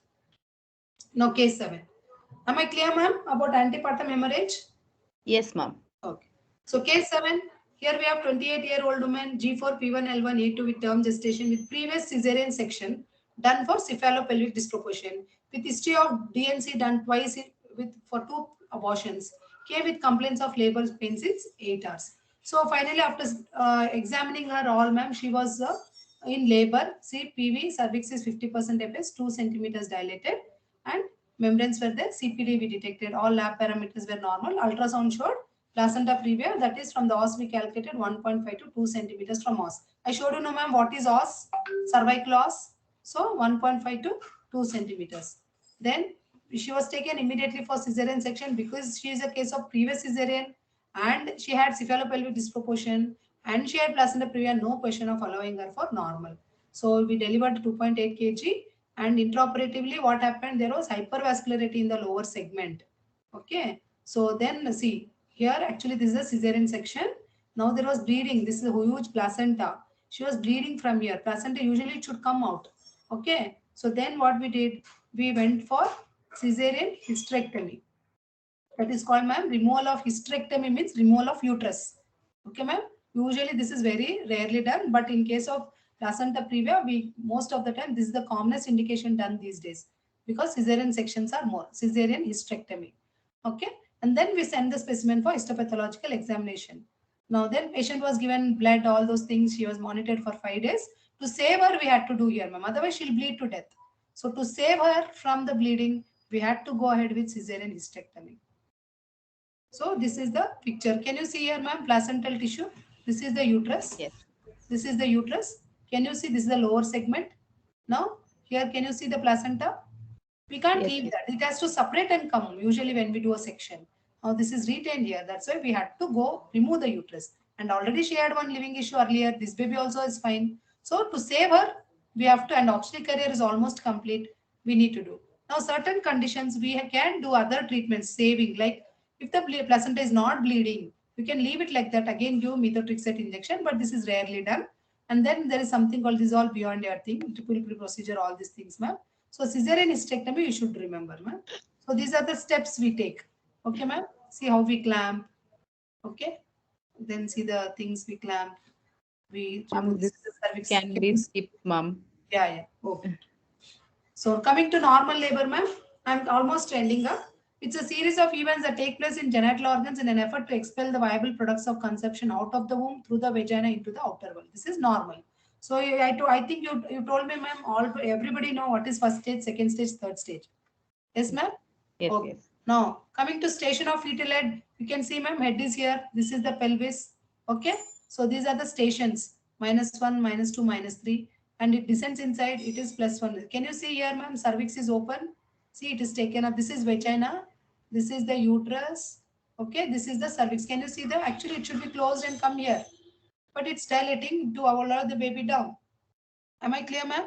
Yes, yes. Okay. So these are the, based on stations, we do a pervaginal from here and assess where is the fetal head and how is the mother progressing. And then we allow whether she should be allowed. Now, this normal labor is possible only with the cephalic presentation. This is what text means, head is there. Now see ma'am, this is breech. Okay. So breech, usually primary gravida we are not allowing because mechanism of labor is very difficult in this.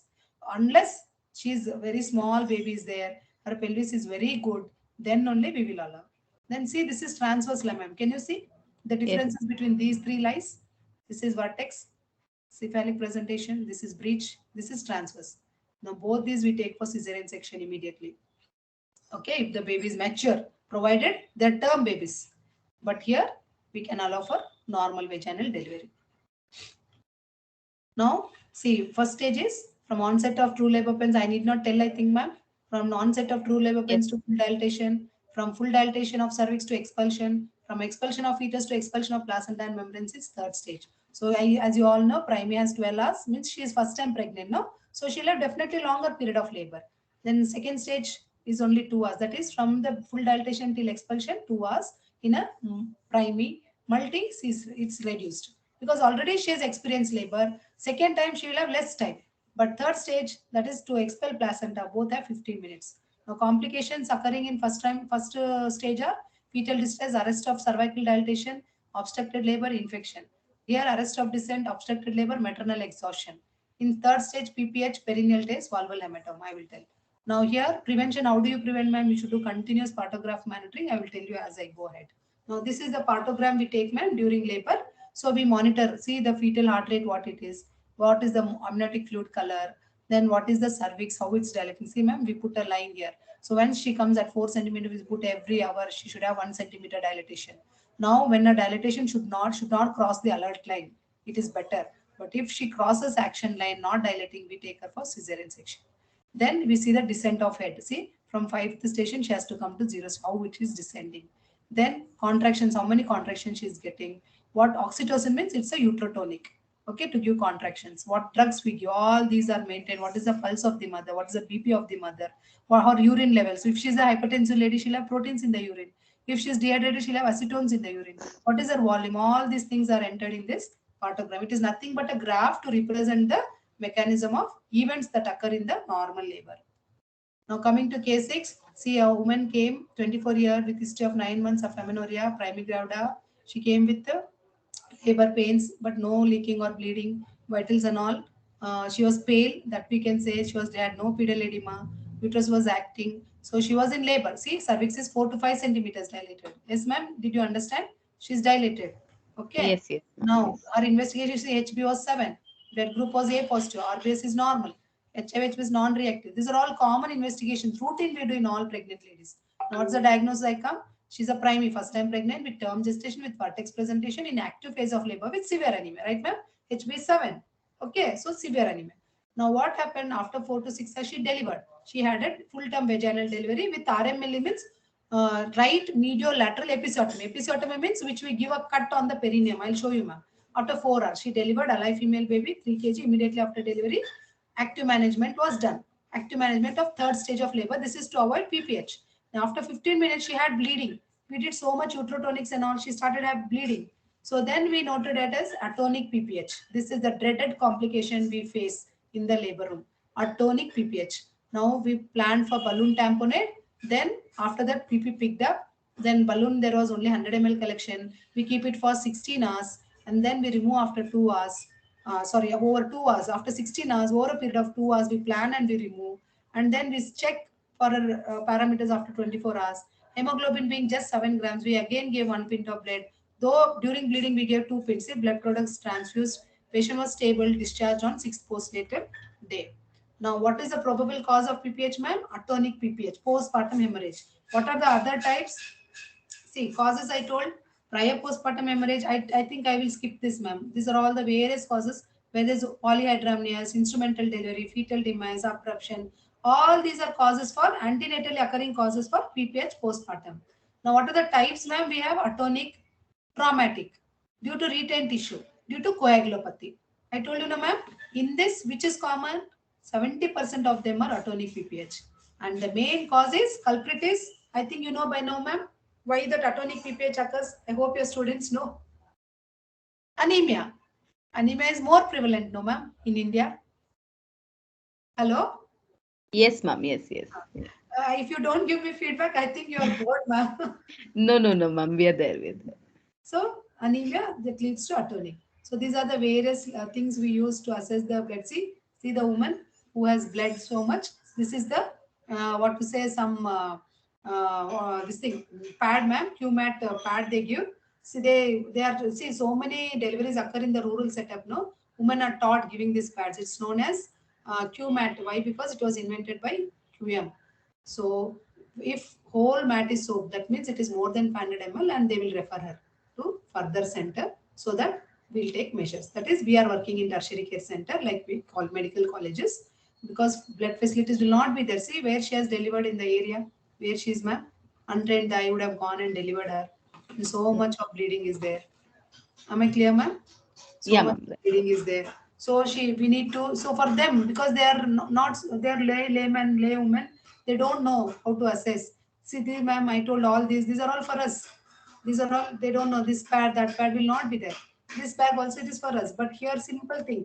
If she sees this is soaked, she can refer the thing. Now, I did not tell all this severity, this thing. Now steps taken, you should predict, prepare and handle. So this is the kit, ma'am. We have PPH kit which contains oxytocin, ergometrin, which are all misoprostol, carbopros. These are all the drugs. Drugs there, they are called as uterotonics, ma'am. Uterotonics means drugs which contract the uterus after the delivery. Huh? So naturally also it should contract, but when we are giving active management, we give further drugs. See oxytocin, I did not tell how we give, what we give. Okay, ma'am? Yeah. Okay, so this is the recently introduced uterotonic carbetocin. Huh? This is why means actually oxytocin, we should refrigerate. So not all people will have peripheries and all may have refrigerator, working refrigerator. So I need not tell this. So see, ma'am, this is bimanual compression what we use to prevent bleeding. Now I told no, I put Bakri balloon. This is the way, ma'am. I put in the uterus from the vagina. Can you see? So Yes, this yes. I'll dilate so that bleeding stops. Okay. These are the various things. See here, ma'am, I'm covering the Yes. whole uterus. So the bleeding will stop because this will compress the uterine muscle. Okay. So bleeding stops. This is the just to conserve the uterus. Instead of now, these are the surgical methods we use. See, ma'am, this is Heyman stitch where when uterus is atoning means it's flabby. It should contract nicely after delivery. But see, if it's flabby, then we go for surgical things. But most of them, almost these days, 90 to 100% of us, we are managing with Bakri balloon only. Bakri balloon is so good. It's very nice instrument for us where immediately you can put and you can monitor. At least in the time of shifting her to the OT, prior to doing any surgical procedure, we can stop. So, ma'am, how do we prevent? See, we should have good midwives, obstetrician, anesthesiologists, blood banks available. Then you should treat anemia. Can you see, ma'am? Anemia antenatally, iron Mm. supplements. Huh? Then early recognize this prevention. How? By doing active management of third stage. As I told, you should give uterotonics, massaging of uterus should be done. Okay, ma'am? And then that will prevent more bleeding. Then you recognize these four T's. See, tone, atonic, tissue, retained placenta, trauma, injury to the birth canal, thrombin, where there is no coagulation factors. Now coming to case 8, ma'am, this is para 1 living on, delivered 3 months back, came with history of urgency of stools, instrumental delivery. She had history of instrumental delivery. So we diagnosed that, see, ma'am, she had 3rd degree perineal tear. Okay, ma'am. This is one of the complications post delivery. Okay, ma'am. Can you see? Yes. Sphincter injury after delivery, she'll have injury. See, this illness is there, vagina is there. There is no place only between that. Because of instrumental delivery, she had this. After 3 months, she came to us. Then, pre-op, we did bowel preparation, antibiotics were given. This is the technique where we suture back the tone part. See, this is the rectal mucosa, this is the external sphincter, internal sphincters, all these things we need to suture back. So, post-operative, can you see, ma'am, how it has come? See, here is the rectum, here is the introitus. See, this much area we got after repairing.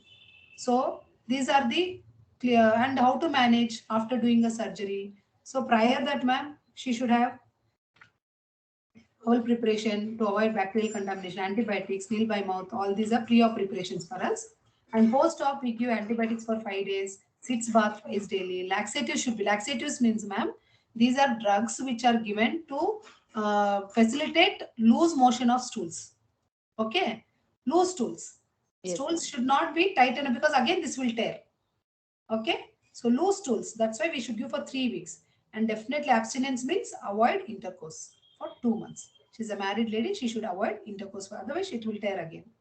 Now this I didn't think I need not go for a detail into classification. Yeah, Can you see here, ma'am? It's a tear, first degree. See, this is so much tear, full tear, whole anal sphincter is gone. This is the grading. Now complications, causes, ma'am. As I told, why this anal sphincter tear will occur if the it is big baby, and if it's a prolonged labor. Now we have used forceps delivery and episiotomy. We have given it is extending. See, ma'am, this is the episiotomy. This is midline episiotomy we give. Okay. See, this is the episiotomy. This is called episiotomy. When we are delivering, no, we give episiotomy here and we suture it back. Okay. So when this episiotomy, because of big size, it will grow, it will increase in size. So it will lead to tears. So then if we are giving analgesia to her during labor, I think painless labor this is called, she will not know that she is pushing and she'll not have that pain sensation and she'll push in such a way that she will have completely a perineum will tear. Now what are the complicated infection, hematoma, incontinence, sexual dysfunction, rectovaginal fistula? Previously she would have undergone surgery. Failures are more in such area because it's highly contaminated area. Social inhibition. This is very important, ma'am. Because a woman sitting ideally, she doesn't know, she's involuntary passing stools. It looks disgusting for her. Okay, so that is a social inhibition. So this why I showed is these are the instruments used. Forceps. Can you see, ma'am, here? Yes, Forceps ma'am. delivery. So why see this is the so area here. When we are not applying properly, not pulling, not given ideal episiotomy in a lateral way, it can tear. No, so she can end up in perineal tears. Right, ma'am? Yes, yes, ma'am. So then there is something called vulval hematoma, ma'am. This is see. Can you see here? There is hematoma. After delivery, a woman can have this hematoma. So there are like supralevator, infralevator hematoma. This is approachable from down. For this, you have to go through abdomen. So then what you have to do, you should explore, suture them, and then sometimes supralevator you should do. You won't understand that, ma'am. Okay. Yeah, ma'am. Now coming to maternal mortality, why does this occur, ma'am? See, can you see? Hemorrhage is 29%. I showed you, no, ma'am, so many. Why this hemorrhage? All these things. So many causes of hemorrhage. I put Bakri balloon. Yes, Can yes, you? ma'am. We also. So hemorrhage 29%, hypertension 8%, anemia, see, ma'am, 19%. 19. It will contribute so much to this hemorrhage. Why anemia? Uterus will not contract. It will predispose more to atonic PPH. I told you, ma'am, causes of PPH. Correct, What correct. is it then? Then puerperal sepsis. That itself will lead to puerperal sepsis. Obstructed labor. Anemia also can lead to obstructed labor. Abortion related deaths. See, ma'am, so many illegal pregnancies come. Okay, they just go to quacks and take some medications. That will lead to abortions, illegal abortion. Then that leading to septic abortions, leading to maternal mortality. So anemia is not only an important cause of death, but also an aggravating factor in hemorrhage, sepsis, and pregnancy-induced hypertension. Okay, ma'am, am I clear? Yes, ma'am. Now, Yes. maternal mortality reduction. How can we reduce with all this? Primary prevention is reduce unwanted pregnancies. So, if you use good contraception, you space the pregnancies with the given the regular at least 18 months between pregnancies. You will have adequate iron stores, and if you use contraception adequately, you will not have this unwanted pregnancies. So then, if unwanted pregnancies are not there, bleeding is less. If less bleeding, less anemia, and less complications. Am I clear, ma'am? Then, Yes, ma'am. secondary prevention. Reduce obstetric complications. Again, how to reduce obstetric complications, ma'am? Again, treat anemia if you detect it. Okay? Treat diabetes if you detect it. Treat hypertension if you detect it. So, routine antenatal checkup will bring about the proper care of a woman during a throughout the pregnancy period, and whatever risk factors are there, whatever complications are there, whatever this abnormalities we note during the pregnancy, if you treat then and there, then it is very nice for a woman to go through the childbirth. Then tertiary prevention is, ma'am, already she has complications. Then suppose she has delivered in a village.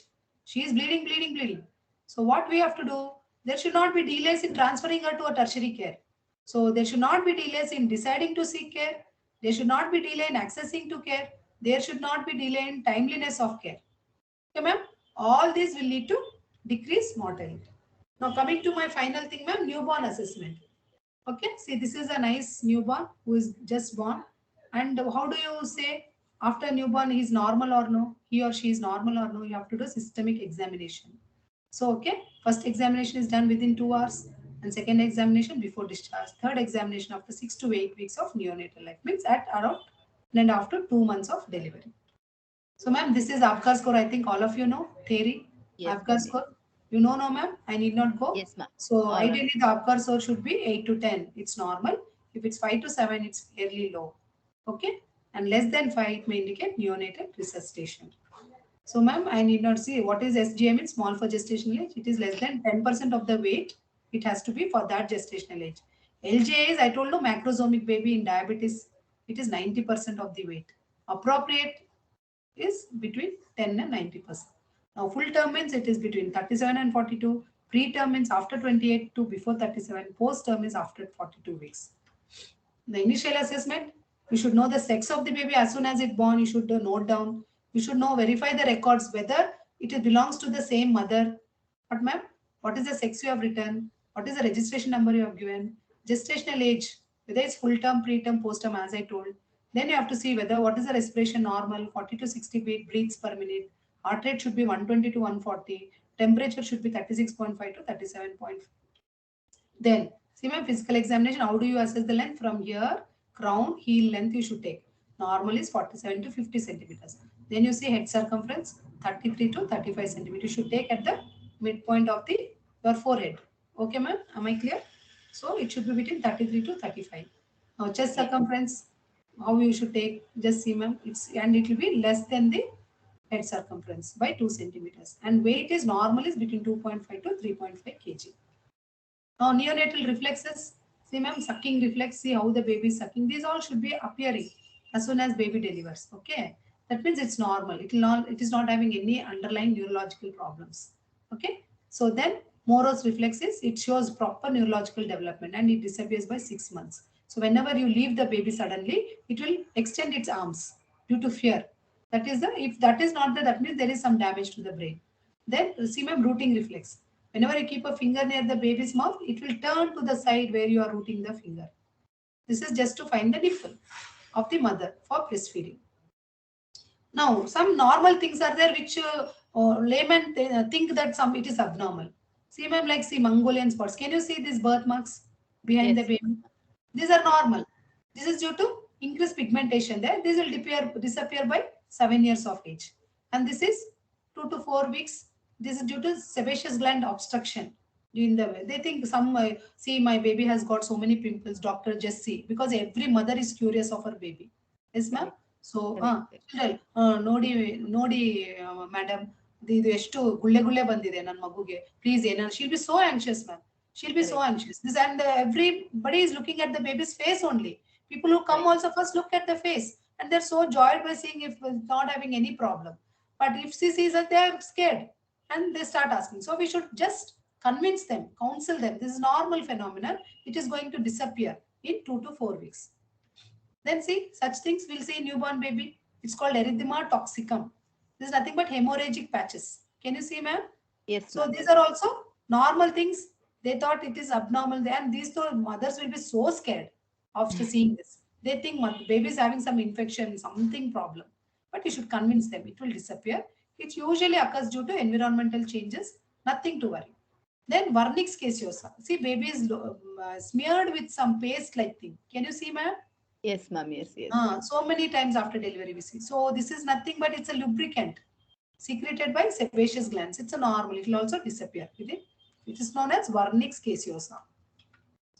Now, ma'am, coming to my last slide. What are the pillars of safe motherhood?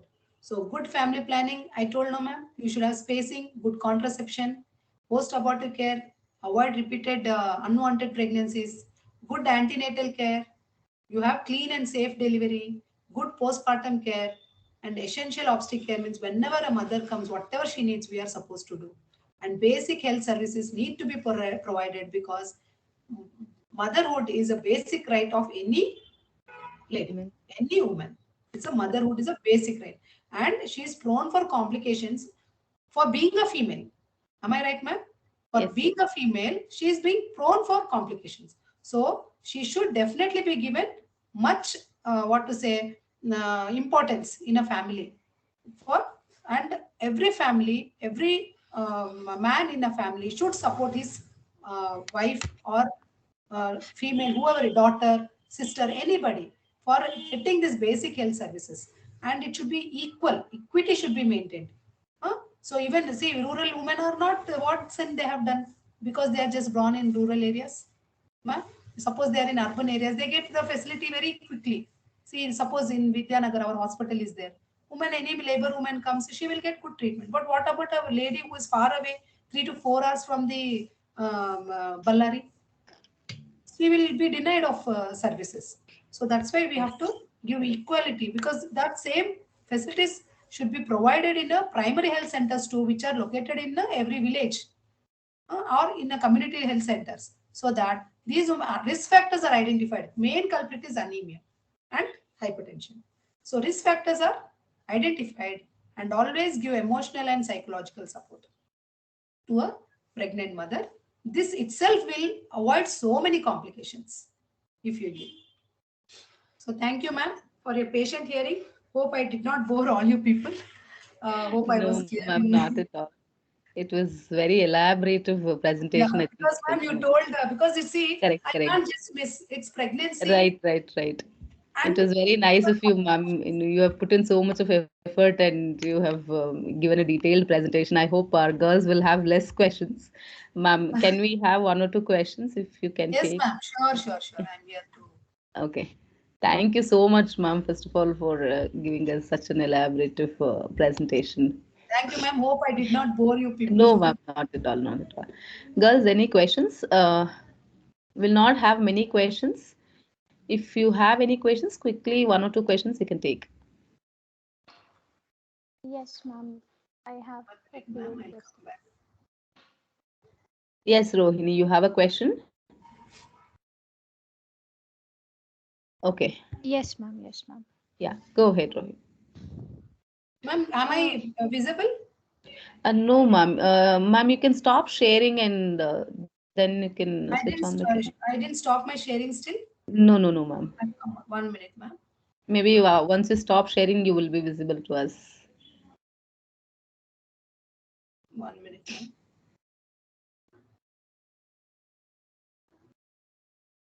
Ma'am, 1 minute. Somewhere this No point. problem. No. 1 minute.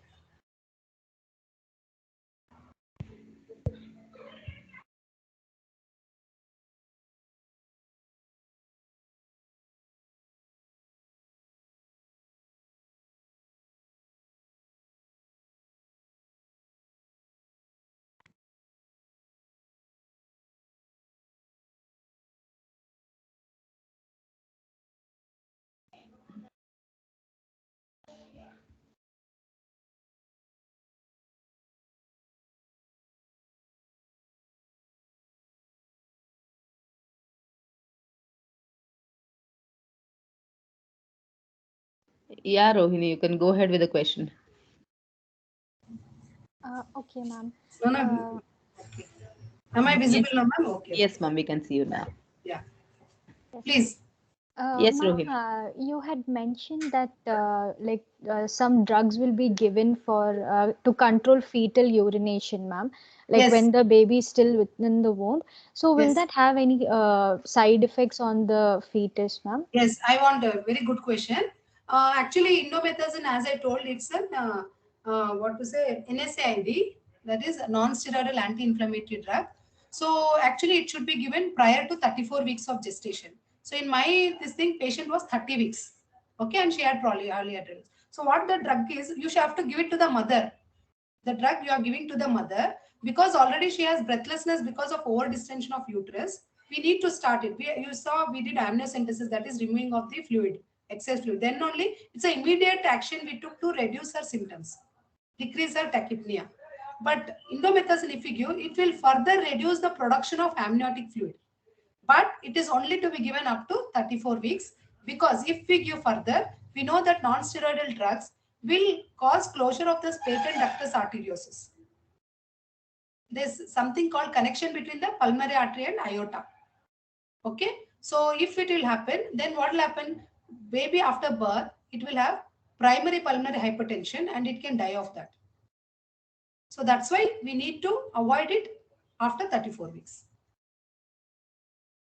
Okay. Next, Srishti, you have a question? Yes, ma'am. First of all, I would like to thank ma'am for such a detailed presentation. Thank you, ma'am, for giving so much insight. Ma'am, next I would like to know, like, in one of the cases, like you were mentioning that there are a few things that should not be given to the mother, during the pregnancy, like tea and all of that. Instead of that, there should be supplements and all of that. So, ma'am, like, what are the things that should not be given to the mother once we confirm that the mother is pregnant? And what, like, apart from vitamin C and all of that, what are the intakes, like, in everyday life we should have, like, we should That's intake? what. See, usually, when these iron and calcium supplements are given from the second trimester, that is after 13 weeks. First trimester, I wrote in a bold red letter, only folic acid supplements are given because already mother is having hyperemesis, nausea and vomiting. So she may not be able to tolerate these metals. Iron and calcium, they are metals, right? These need to be substituted because iron element is a part of our hemoglobin. Hemoglobin has this iron. So now once iron is less, then hemoglobin synthesis also will be less. If hemoglobin synthesis is less, it will lead to anemia again. That's the common thing. I mean, the procedure, what it happens. Now, this, why did I tell? Suppose a woman, as you know, in our developing countries, as I showed you in epidemiology also, iron deficiency is the most common type of deficiency causing anemia, right? Almost I told 90% of the cases are nutritional anemias. Okay. So now what will happen? We don't give this iron in first trimester. Even though if she is anemic, anemia is not going to affect much in first trimester because hardly the uterus is growing. Baby is very small. It will not have much impact on the hemodynamic status of the mother. Okay, though it will be, it is not. But once she enters into second trimester, what happens? The demands are more to the fetus. Okay. Now suppose you give iron and you tell us, you detect that she has iron deficiency, her hemoglobin is less, and you find out, as I told, she has iron deficiency. You give her. Now the woman doesn't know. We know we are tea and coffee drinkers every day. Some women drink in rural setups 4 to 6 times in a day. Now she doesn't know without giving advice when to take that iron tablet. Suppose if she takes along with tea, coffee, if you don't advise, there is waste. It won't absorb. Iron is not going to be absorbed. So then what to do? We have to, she will come back again. Can you hear me? Yes, ma'am, I can hear you. Yeah. But So yeah, she'll come back again to you and you will check and say that hemoglobin has not improved even after 2 to 3 weeks. Then what we should do? We have to find out the loopholes. Why the hemoglobin has not improved. So because our Indian women are tea and coffee drinkers, we need to tell them avoid tea and coffee so that we increase the absorption of iron and improve her anemic status. And the other things I will tell you, as you told, because they have phytates and oxalates, and I already mentioned calcium, it should not be taken. It should not be taken with antacids. I told no, like you take no the syrups, whereas when you have yes, that burning sensation, retching and all, ma'am. you start drinking that syrups. So then what happens? And so many, over the counter we get antacids, Omes D, Pan D, Pantoprazole. I think everybody have Yes, in their ma'am. mouth those names, tip of the Yes, tongue, ma'am. those drugs. So when you take those and also take iron, it will not get absorbed because iron should be converted to ferrous form to get absorbed, and these things will inhibit the conversion of that. So that's why we avoid them. Counsel them properly how to take. Okay, ma'am. Ma'am, like in normal cases, like when the patient is not anemic or there is no other difficulty with the pregnant mother, ma'am, at that point of time, like, is there anything like that that we should, like, not let the mother have, and there are few things that we should let the mother have? No, Is no. there? The government of India itself tells every Indian woman is deficient and the diet doesn't provide everything. Okay, so she need to be given three, even if her hemoglobin is normal. Even if her hemoglobin, say her hemoglobin is 10, some have 11. Then also we give oral supplements for 100 days in pregnancy. Okay, Okay, ma'am. pregnancy is Okay, okay, 294 ma'am. days. So even if the hemoglobin is normal, she need to take 100 milligrams orally per day, elemental iron. But suppose she is already having deficiency, then we need to give more dose. So that's why when you give more dose, there is more gastritis. That's why there is invention of this parenteral irons, which I stressed. So that we can give the mother in the IV form. And she need not take orally every day. Okay? Yeah, Yes. ma'am. Understood? Okay, ma'am. Got it. Got it. When Thank you, ma'am. hemoglobin is Understood. normal, she need to take. Okay, ma'am. Thank One you, ma'am. last question. Anybody would like to ask? One last question due to time constraint.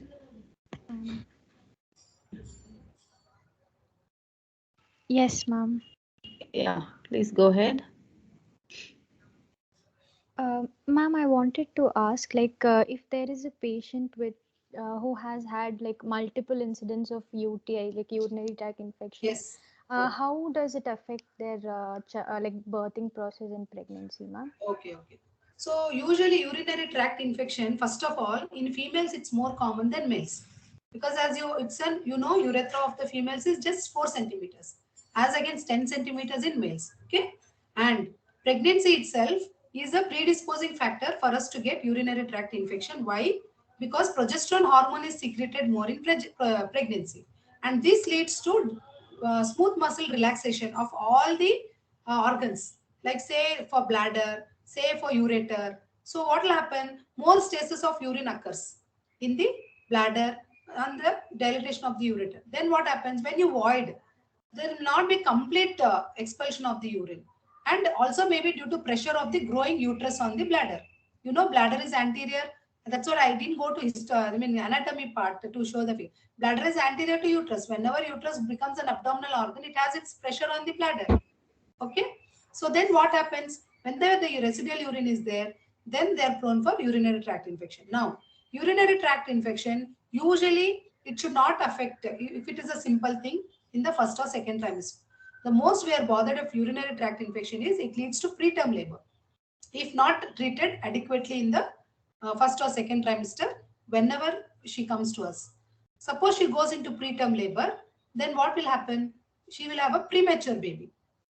So I told you when is preterm, between 28 and 36 weeks. So normal period of gestation is 40 weeks. So if she goes into labor and delivers, baby will be preterm. Preterm babies, they'll have so many problems respiratory because their lungs are not mature and their skin is not fully mature. They have all the so many problems, metabolic problems, respiratory problems. They need to be admitted to NICU. So main problem with UTI is it causes preterm labor. So you need to be very careful and avoid this urinary. Suppose she is a case of previous LSCS, so you'll be more scared because you need to, if she is not delivering major, you need to go for cesarean. And you do cesarean for a preterm baby, it's very bad. Baby should survive, no? So that's the problem. We need to see that she does that, and any infection will lead to premature contractions of the uterus. Any infection, as I told, infection leads to contractions like abortions, all those things, preterm labor. So that's why you need to prevent UTI. Okay, ma'am. Thank you, ma'am. Thank you so much, ma'am. I think because of the time constraint, we may not be able to take any more questions, girls. Rohini, you can propose the vote of thanks. Okay, ma'am. It's my privilege to propose the vote of thanks speech on behalf of the Department of Human Development and acknowledge the contributions of those who made this program happen. Firstly, I would like to thank our principal, Dr. Sister Arpana, without whose support this event would have not been possible.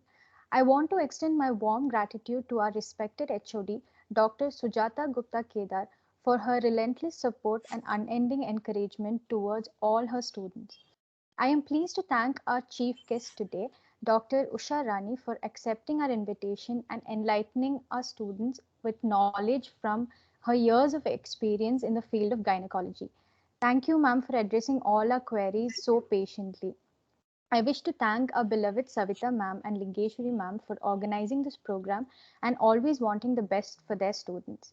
I want to extend a special thanks to Dr. Salome, who helped us get in touch with the chief guest for today's event.